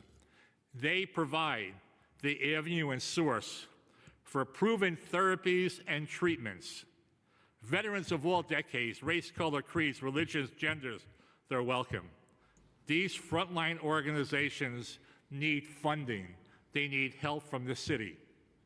As our esteemed mayor has said many times, show me the money. Yes, Mr. Mayor, the veterans community like to see the money. Mr. Mayor, where is the money? Thank you so much for the testimony. It's amazing. I can't disagree with anything you said. Yeah. So we got to move on. We just ran way over time on that one. Very good. Chair, you thank can so read the much. rest of it, what I have to say. If I could, I think I have your testimony. If you could give us a copy. We have, okay. I've distributed copies. Okay. All right. I thank you very much. Thank and you so I much. appreciate what the council is doing. Thank you so much for telling the truth. Thank you. Thank you. I'm sorry. My name is Mr. Hart. Mr. George at the end kind of spoke for me already. I'm here just to let you know that I'm just tired of being stressed out when I leave Midtown to go home. Sometimes I see myself lash out at society because I feel like, I'm being disrespected. I just got my blue license, and I decided to go into Times Square to try to make a better living, right? And for some reason, it seems like I'm at war with every food cart vendor. Everybody is disrespecting me, right? So I'm trying to find out, where do I stand? What are my rights, right? Do they come before the veterans, or do the veterans come after them? Who's first? Who's second? Who's third? These people, they have to make a living too, but they have no respect for us. And the reason why is because the police do not help. My first day on the job, I spoke at 250 Broadway when I first met you, Mr. Holden. That lady, Miss Vicky, was here. I told her I was ashamed to put the license on my neck, so I started hiding it. She said, you should never hide your license. They surrounded me and they gave me a ticket my first day on the job. And they said, oh, your table's too high. They gave me a ticket. And I wanted to know why. And I said, there's people all around selling with no license. They walked away, and I followed them for 4 blocks. It hurt. So, and you told the police that you were a veteran? They seen my license. They took my license and wrote a ticket. My first day on the job. And I felt violated. Here I go, but what did I do? I said, my father's a cop, my stepfather, I respect the law. Why would you ticket me? Now that I see that they have no respect for us, right? I want to know from the council, where do we stand? Well, we're bringing it up with the commissioner, the new police commissioner, about the harassment of our veterans. So Yes. that's going to be, that's number one topic from this committee on meeting with the police commissioner. So if you can tell me any more information about that, if they're continuing, We have to change that and change And it another fast. thing, I want to know who's first. Does You're first. well, you got to tell the food card Well, Egyptians down there who's first. Yeah, you guys are first, period. That's all I want to know. All right, thank you. Good afternoon, council members. My name is Michael Matos. I'm a veteran of the United States Coast Guard and now serve as the first Vice Commander of American Legion Post 917. We are the first post to be chartered in New York City in over 10 years, which I believe comes with a special responsibility. Our mission is to build a multi-generational community of veterans here in the city with a focus on meeting the needs of the post-9/11 generation and beyond, which is why I'm here today to testify and raise a growing concern that our members have brought to my attention. A proposal has been presented by role players of the incoming presidential administration to cut government spending that they feel is unnecessary, including funding for VA benefits. I'm sure we can all agree that this would not only be a disrespectful decision, but also a threat to our national security. President George Washington once said, "The willingness with which our young people are likely to serve in any war, no matter how justified, shall be directly proportional to how they perceive veterans of earlier wars were treated and appreciated by our nation." With ongoing concerns surrounding military recruitment, how can we expect a conversation to go between a potential service member and a veteran who has had their benefits revoked for the sake of government efficiency? Conflicts with foreign powers who seek to do us harm are already on the rise. Are we willing to leave ourselves vulnerable by not responsibly handling the true cost of war? I look forward to the Council's support to ensure any proposals to cut VA benefits as a whole are immediately struck down.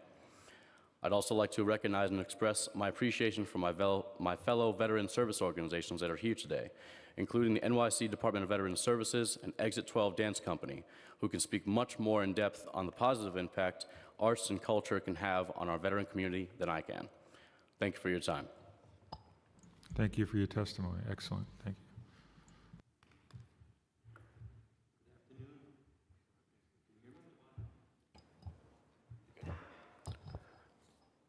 Good afternoon to the committee and to all the veteran advocates who are here today. My name is Armando Crescenzi. I was a little confused coming in what the agenda was going to be today, so I put my focus on the introductions and the resolutions. However, having sat here and heard of how meaningful and helpful the arts are to veterans in the city, I have to say that street vending is likewise very helpful to veterans in the city. You asked earlier if somebody had a success stories about how arts were able to help a veteran overcome a crisis or maybe a suicide. I have hundreds of stories, not hundreds, but certainly dozens of stories where street vending was basically the bridge, the foundation that helped veterans in crisis make it through another day and turn their lives around. And the fact that, I hate to say it, but the discrepancies between the willingness to embrace the arts, but street vending not so much, it really left me with the bad impression of the council. And I feel that basically the council owes all the vendors in this room an apology, because I have kids, and I'm not going to invite kids to the party and make one feel special and the other one feel like crap. So I think the council owes an apology to all the vendors in this room. So I'd like to go on and speak a little bit more about the how beneficial street vending can really be. Basically, just like the Doe Fund says, work works. Certainly for immediate finance, self-efficacy, job training, job development, career development, a bridge to a reintegration. Veterans, it's rough out there. People who do this for a long time, it's really just a mechanism for the veteran to get on his feet and hopefully come up with a plan, build a restaurant, go back to school, something else. For those of us who stay, they get good at it. There are fortunes to be made out there.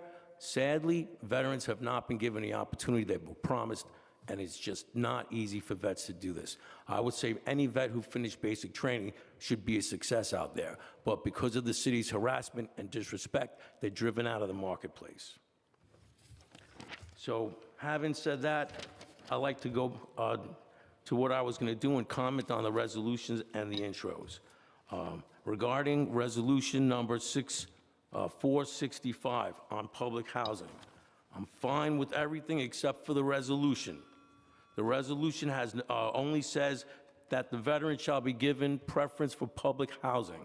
All right, that needs to be broadened.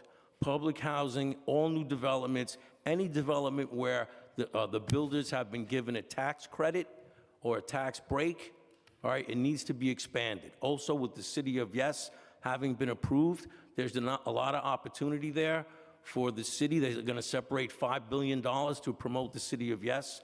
Well, how about a program where if a homeowner rents a unit to a veteran, their loan could be forgiven. The loan for the cost of their building their dwelling unit could be forgiven over, let's say, 5 years. All right, so I thought that was a pretty good idea. And of course, Mitchell Lama and any other housing that the city has access to. All right, regarding the real estate tax break, also I'm in support of that, but the resolution is vague because we already have a property tax exemption for veterans, 15%, 20%. We already have that. What we're looking for is an exemption for the entire annual tax. So that resolution's got to be cleaned up a little bit. Moving right along to the original. Oh, I'll start with the silly one first, or next, and that is the commissioner shall waive the fee for commissary operators who reserve a space for one mobile food vet. Who wrote that? I don't know any veterans who own commissaries, all right? That was not written by a veteran. It was not written for a veteran's interest, and there's no way to make sure that benefit will trickle down to a veteran. In fact, having been out there for 20 years, I have to say that the commissaries are a very hostile place for veteran, and the idea that one veteran by himself is going to be in a very competitive and aggressive and sometimes violent environment by himself in a commissary.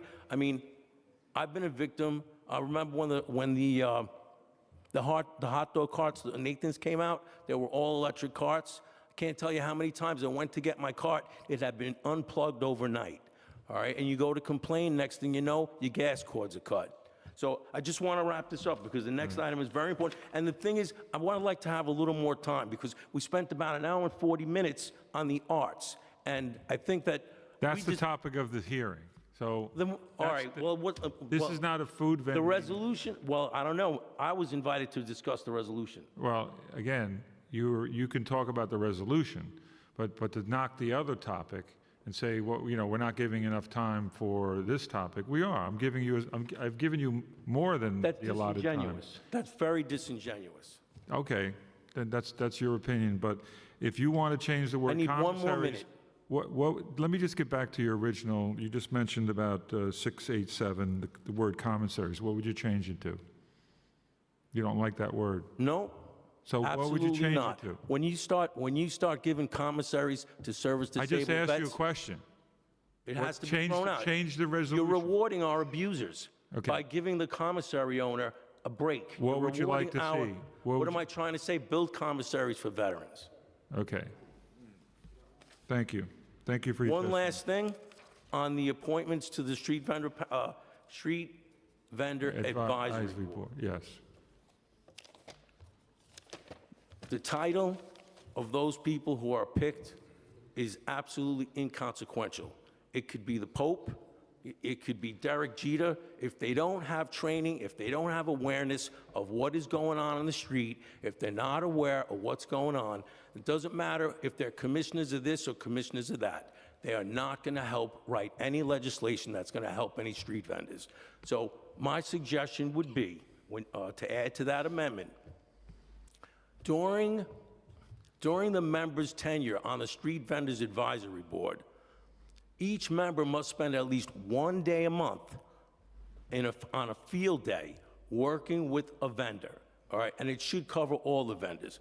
A general vendor who's a vet, or a general vendor who's not a vet. It should cover food vendors who are vets and food vendors who are not vets. It should cover those vets who are specialized vending licensees and those vets who are not specialized licensees. And it should also include First Amendment matter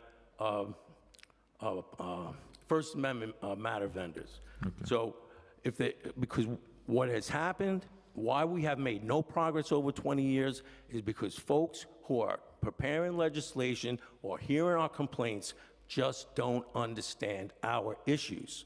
So there needs to be a certain level of proficiency on the board.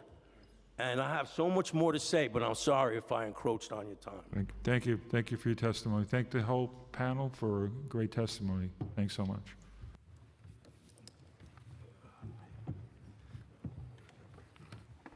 Next panel, Jean DeFrancis, Walter Wells, Sharon Brown Jeter, and R. Paul DeLue. R. Paul DeLue. I couldn't read that one. I couldn't read that one. DeLue? Yeah, but I tried my best. Okay.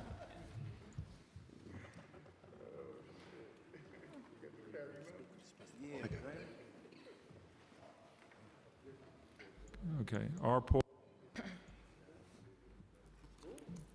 We could, is R. Paul on this panel? We can't read the last name so well, so we're guessing. What's the first name? First name is, we can't read your first, we only read Paul? I guess. It's hard, your handwriting's like a doctor. You want it, could you, Sergeant, can you see if the individual is this person?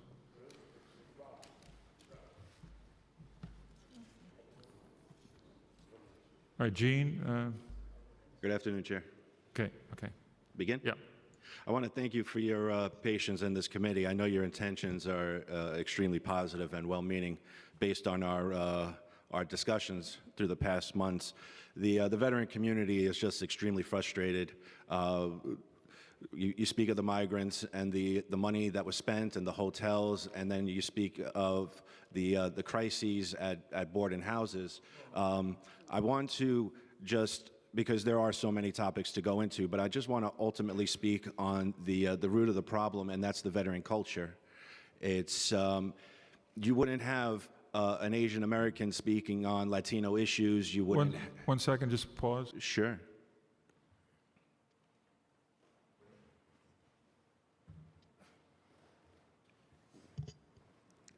Sure.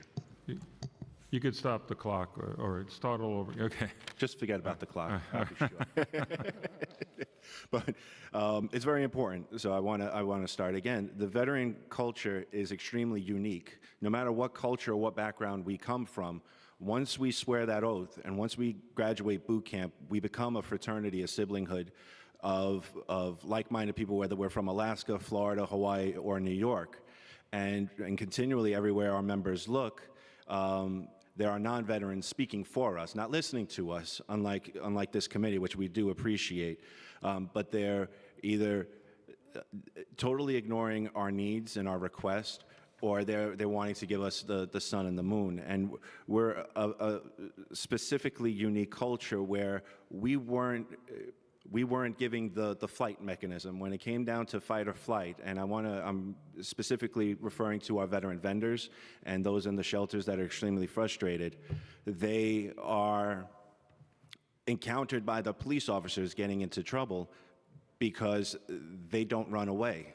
And when we can have that dialogue of how to communicate with the veterans and the veteran community at large, and for board and housing to allowing the VSOs in their facilities, or any VA hospital that doesn't allow a VSO, there's a stark difference between the Bronx VA that does allow the VSOs and works very well with those that speak the veteran language. And then we can move some of these programs forward. Also, in the Bronx, we have the HHC housing coming through, where those either pretrial detainees are getting housing and resources before the veterans as well.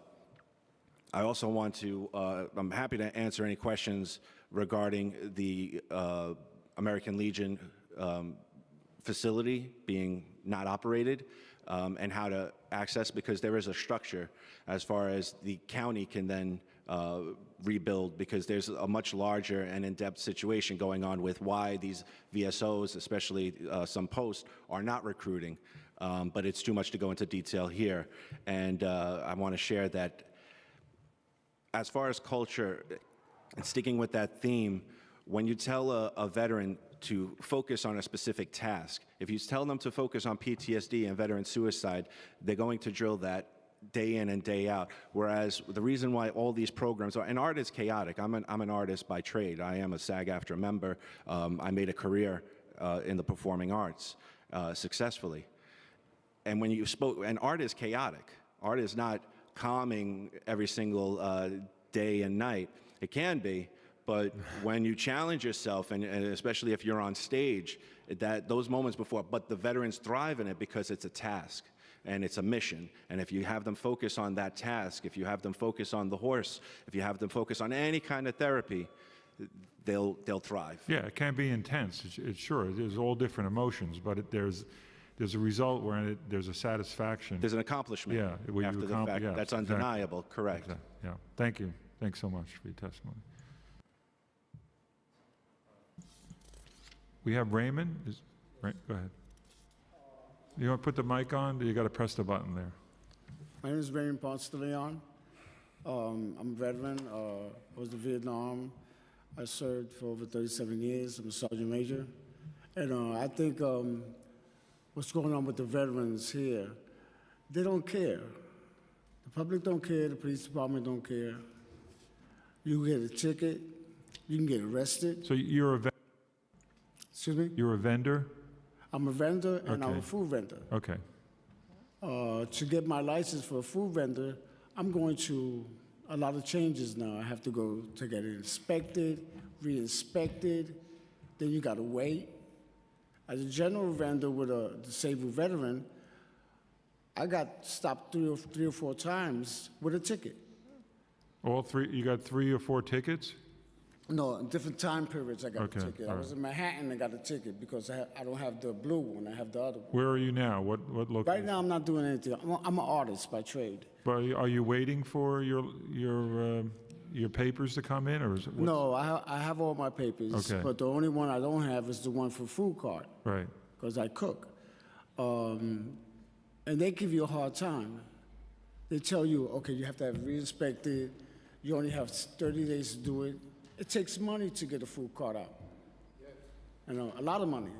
You know, my food cart is over $10,000. Every time if I go to inspections, it's going to cost me $5 and change. But you're not using it now. I can't use it. Okay. By law, because you get a ticket. You don't have that sticker, you get a ticket. Then you have all these foreigners out here doing it. In my neighborhood in East New York, none of the veterans know about the arts here that you mentioned today. None of them know because they come to me because I'm part of the church. I'm a deacon. So none of them know about that. The community service don't know about that. They're not saying anything about that. All the veterans are trying to survive and do something, and you can't. Now, you all said that you'll give out information, grants and all that. How come East New York doesn't have that right now? How come Bed-Stuy doesn't have that right now? Every other neighborhood will have it. We don't have it. That bothers me as a sergeant major, because I told all my men, you got a job to do, you do it. You come out, you go to the VA. You have any problems, you go to the VA. You don't go outside like they're doing now. They're sending you out to another doctor in Yonkers or in Orange, VA. But the arts, I've been doing arts for 25 years, and not one I heard something about what this gentleman said and that gentleman said, that art is the thing. I love art. I enjoy it. So how come you can't help me? Why I don't have the resources?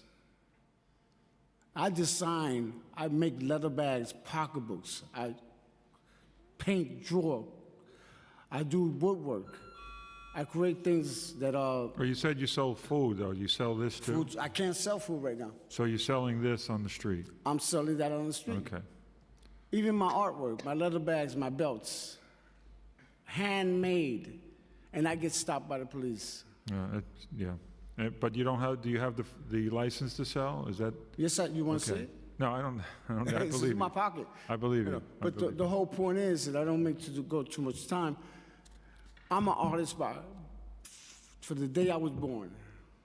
I went to school for it. How come I didn't know about these programs that he's saying here in front of this board? Why I didn't know about it? Well, part of the problem, and I'll tell you that, and then we got to move on, but part of the problem is that the DVS budget for the agency, they can't communicate, really. They can't do a mailing to you. It's because their budget is so small. So that's what we're trying to correct, and the mayor's office has heard our pleas, and hopefully the council will hear. Yeah, I know the mayor. So what we want is for, and I said it today, it could be double or quadruple or even more. They should have a $20 million budget, not a $5 million. Smallest agency, not from may I being a say- coincidence.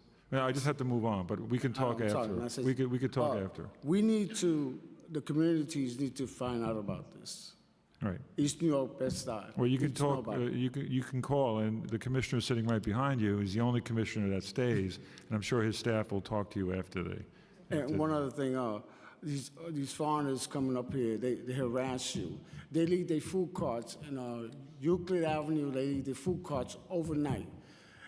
The rules told me, right here downtown Manhattan, told me that I have to take my food cart when it's licensed and park it in a certain area. Yeah, we're hearing this over and over again. What I need is specific locations that this is happening, that they're leaving these food carts. Oh, I can. Okay, no, that's why we're going to talk. That's why, we'll have to get. Euclid Avenue's All right. train station. There's 2 food carts there are locked in. All right, we'll talk offline, all right? Thank you. Thank you. So,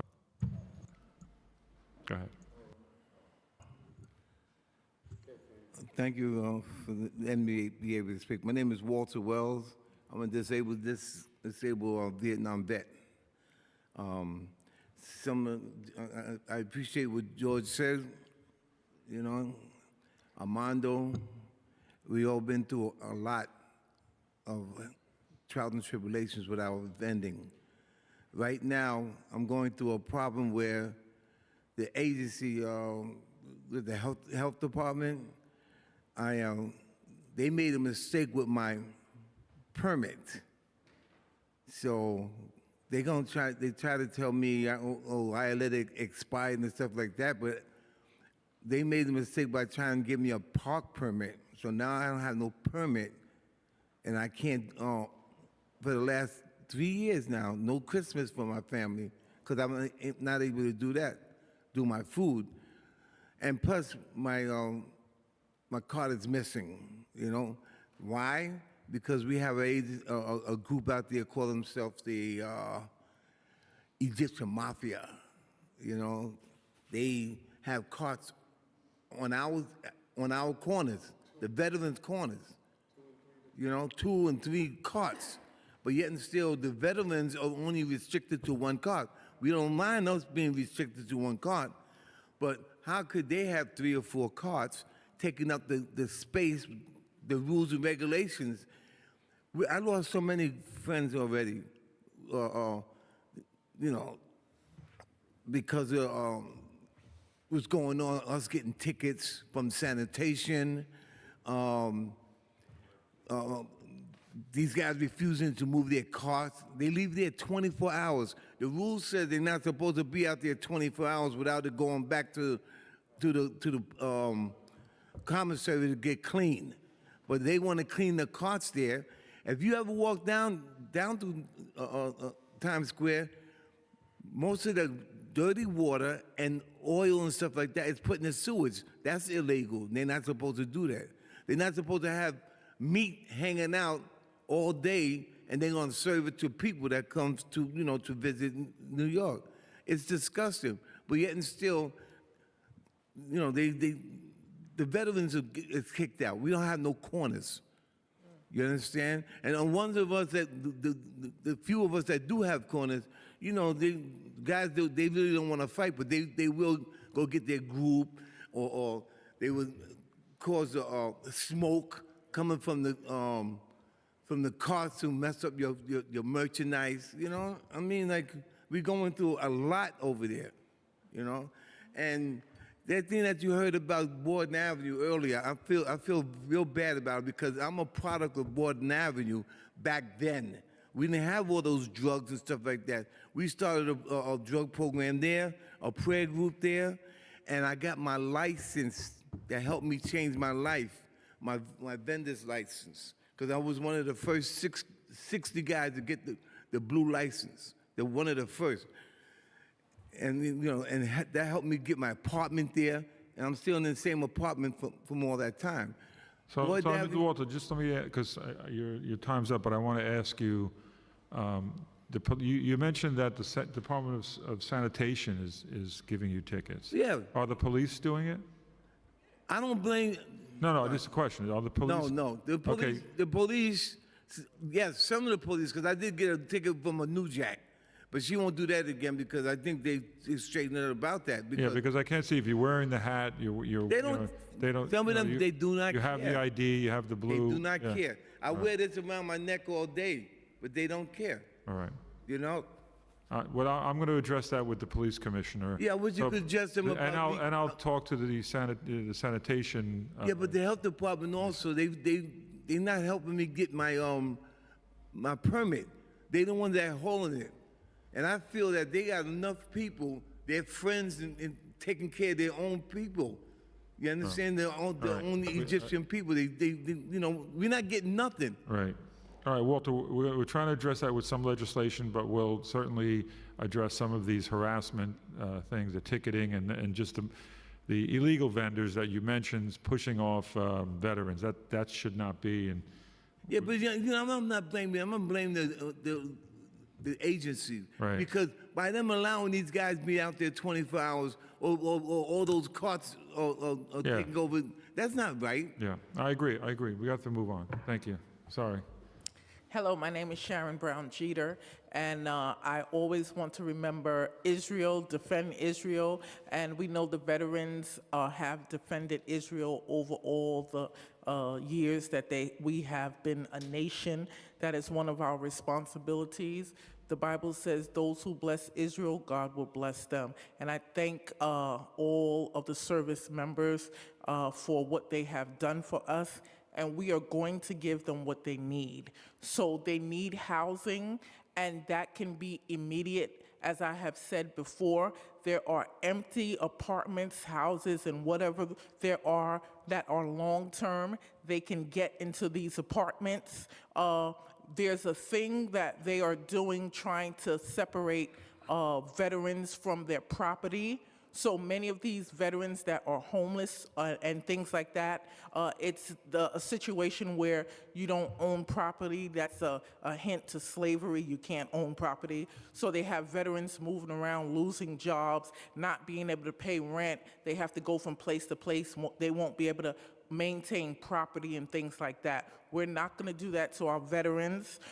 There are many stores that are going to be changing hands. We have halal stores and things like that. People who represent other nations like Islam, they are no longer going to be getting these businesses. We're going to be giving it to our veterans. Our veterans can own whatever they want to in the street and have stands, but they have a right to also have stores, just like everyone else. Many of these stores, they send their money to Islamic countries.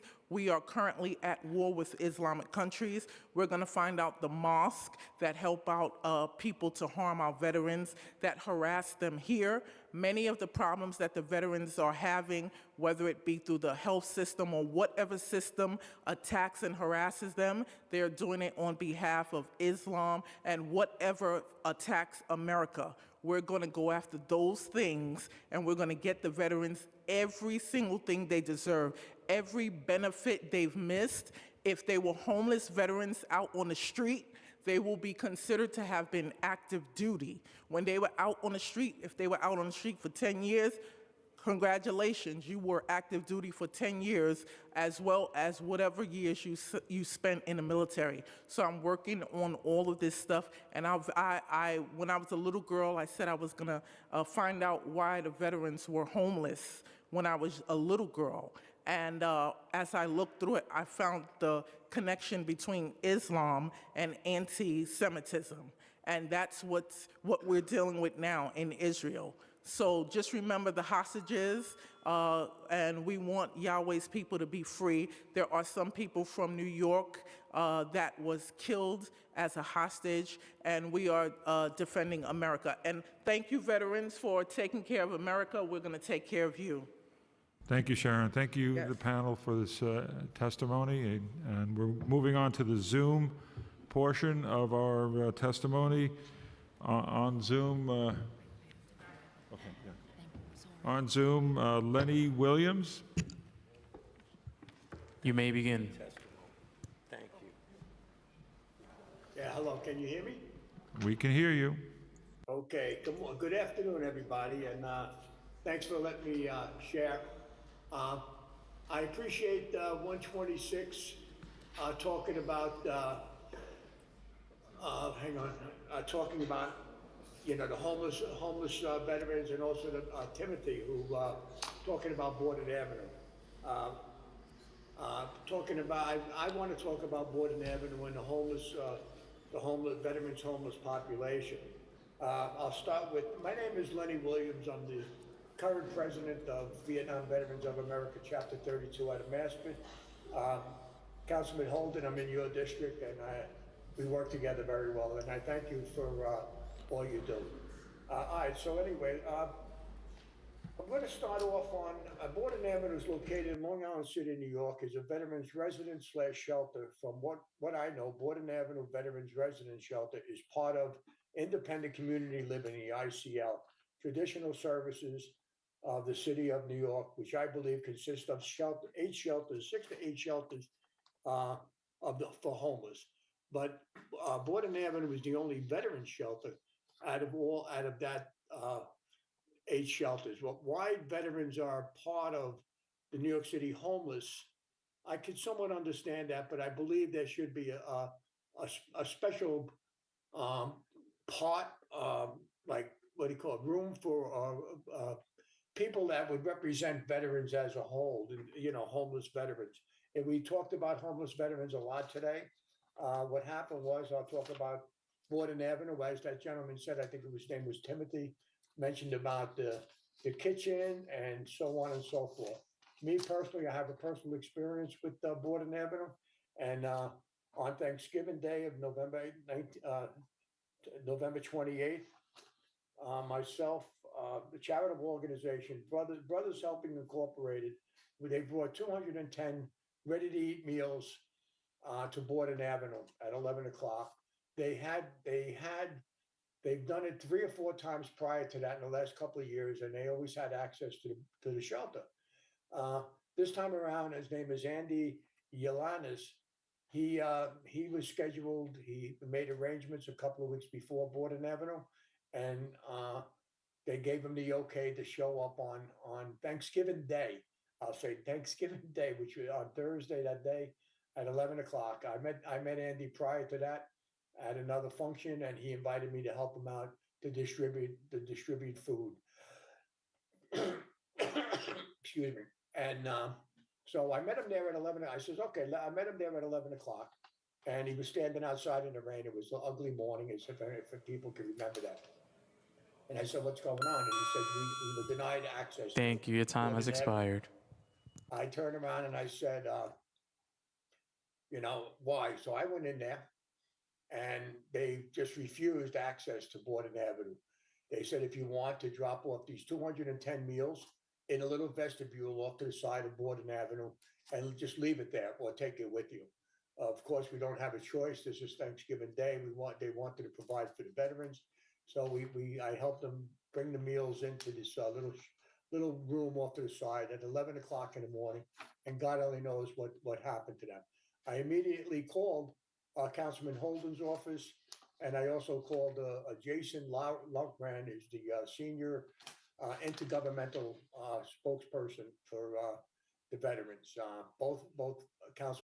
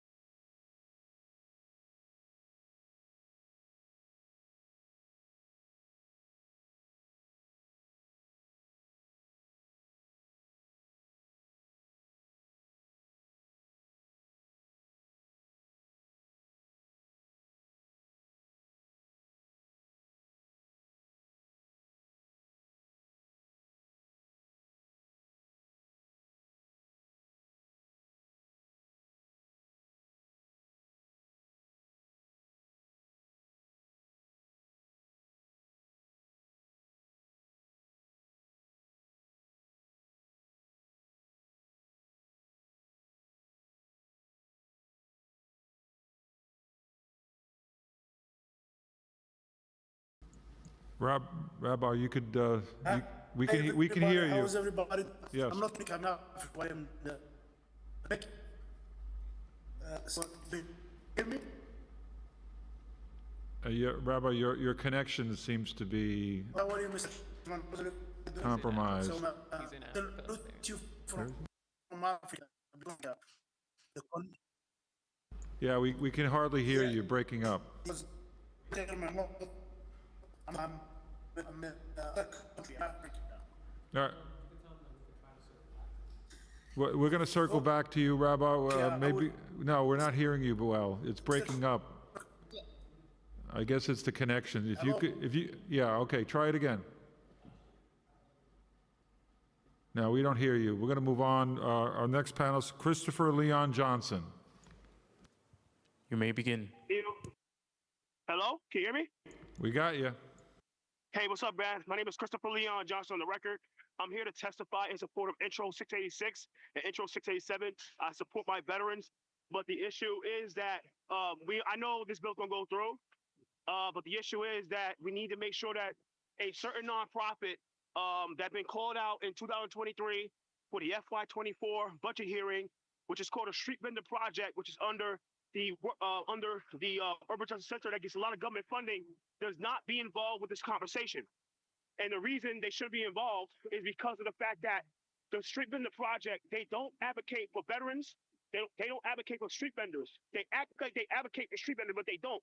All they do is they put street vendors in more danger than people think that they don't say they do. They put the street vendors in danger because what they do is they protect criminals. They protect the same people that the veterans was complaining about, like the people that have like 3 or 4 carts that park out 24 hours without wash themselves, don't take a shower, have dirty water and stuff like that. That's the reason why. We need to make sure that the Street Vendor Project does not get involved with this conversation. There's a lot of corruption that happens in the street vendor industry.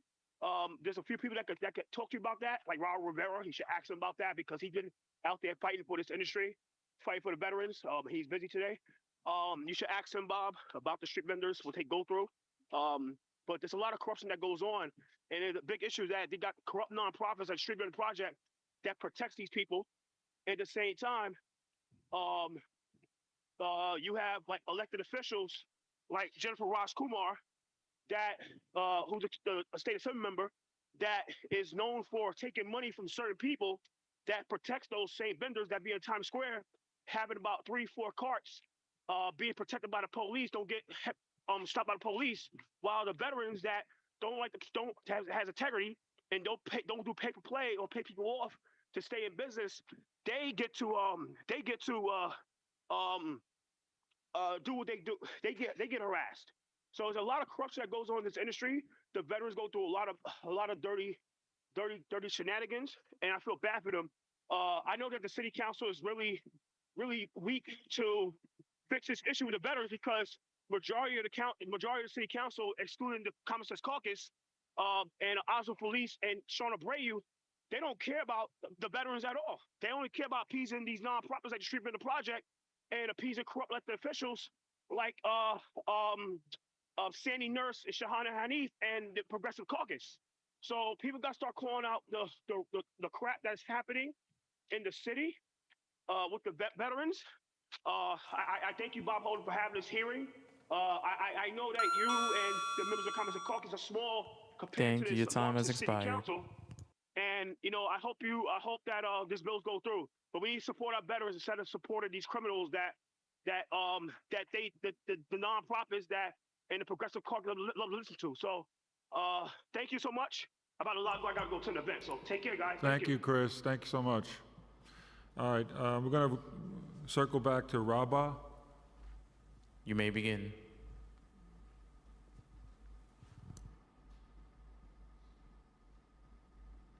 Rabah, can you hear us? You can talk, Rabah. All right, he's having connection problems. Hello. Oh, here we go. Hello. Yeah, go ahead. We can hear some of it. Yes. Yeah. Rabah, it doesn't look like it's working. If you could send us. Sorry, I hope everybody's doing good. I'm in No, it's not going to work. Rabbi, you could send us the testimony that It's fine, Mr. Chairman. That's what. we hear. Okay, Rabbi, we're hearing two words. I will. Thank you, Mr. Chairman. I All will. right, thank you I will so send it to much. Daniel. I will. Thank you so much. All right. Thank you. God bless you. Thank you. All right. Last call for Yu Chun Wu, Ed Shloman, Ronald Ledford, Bernard Wright, and Ryan Graham.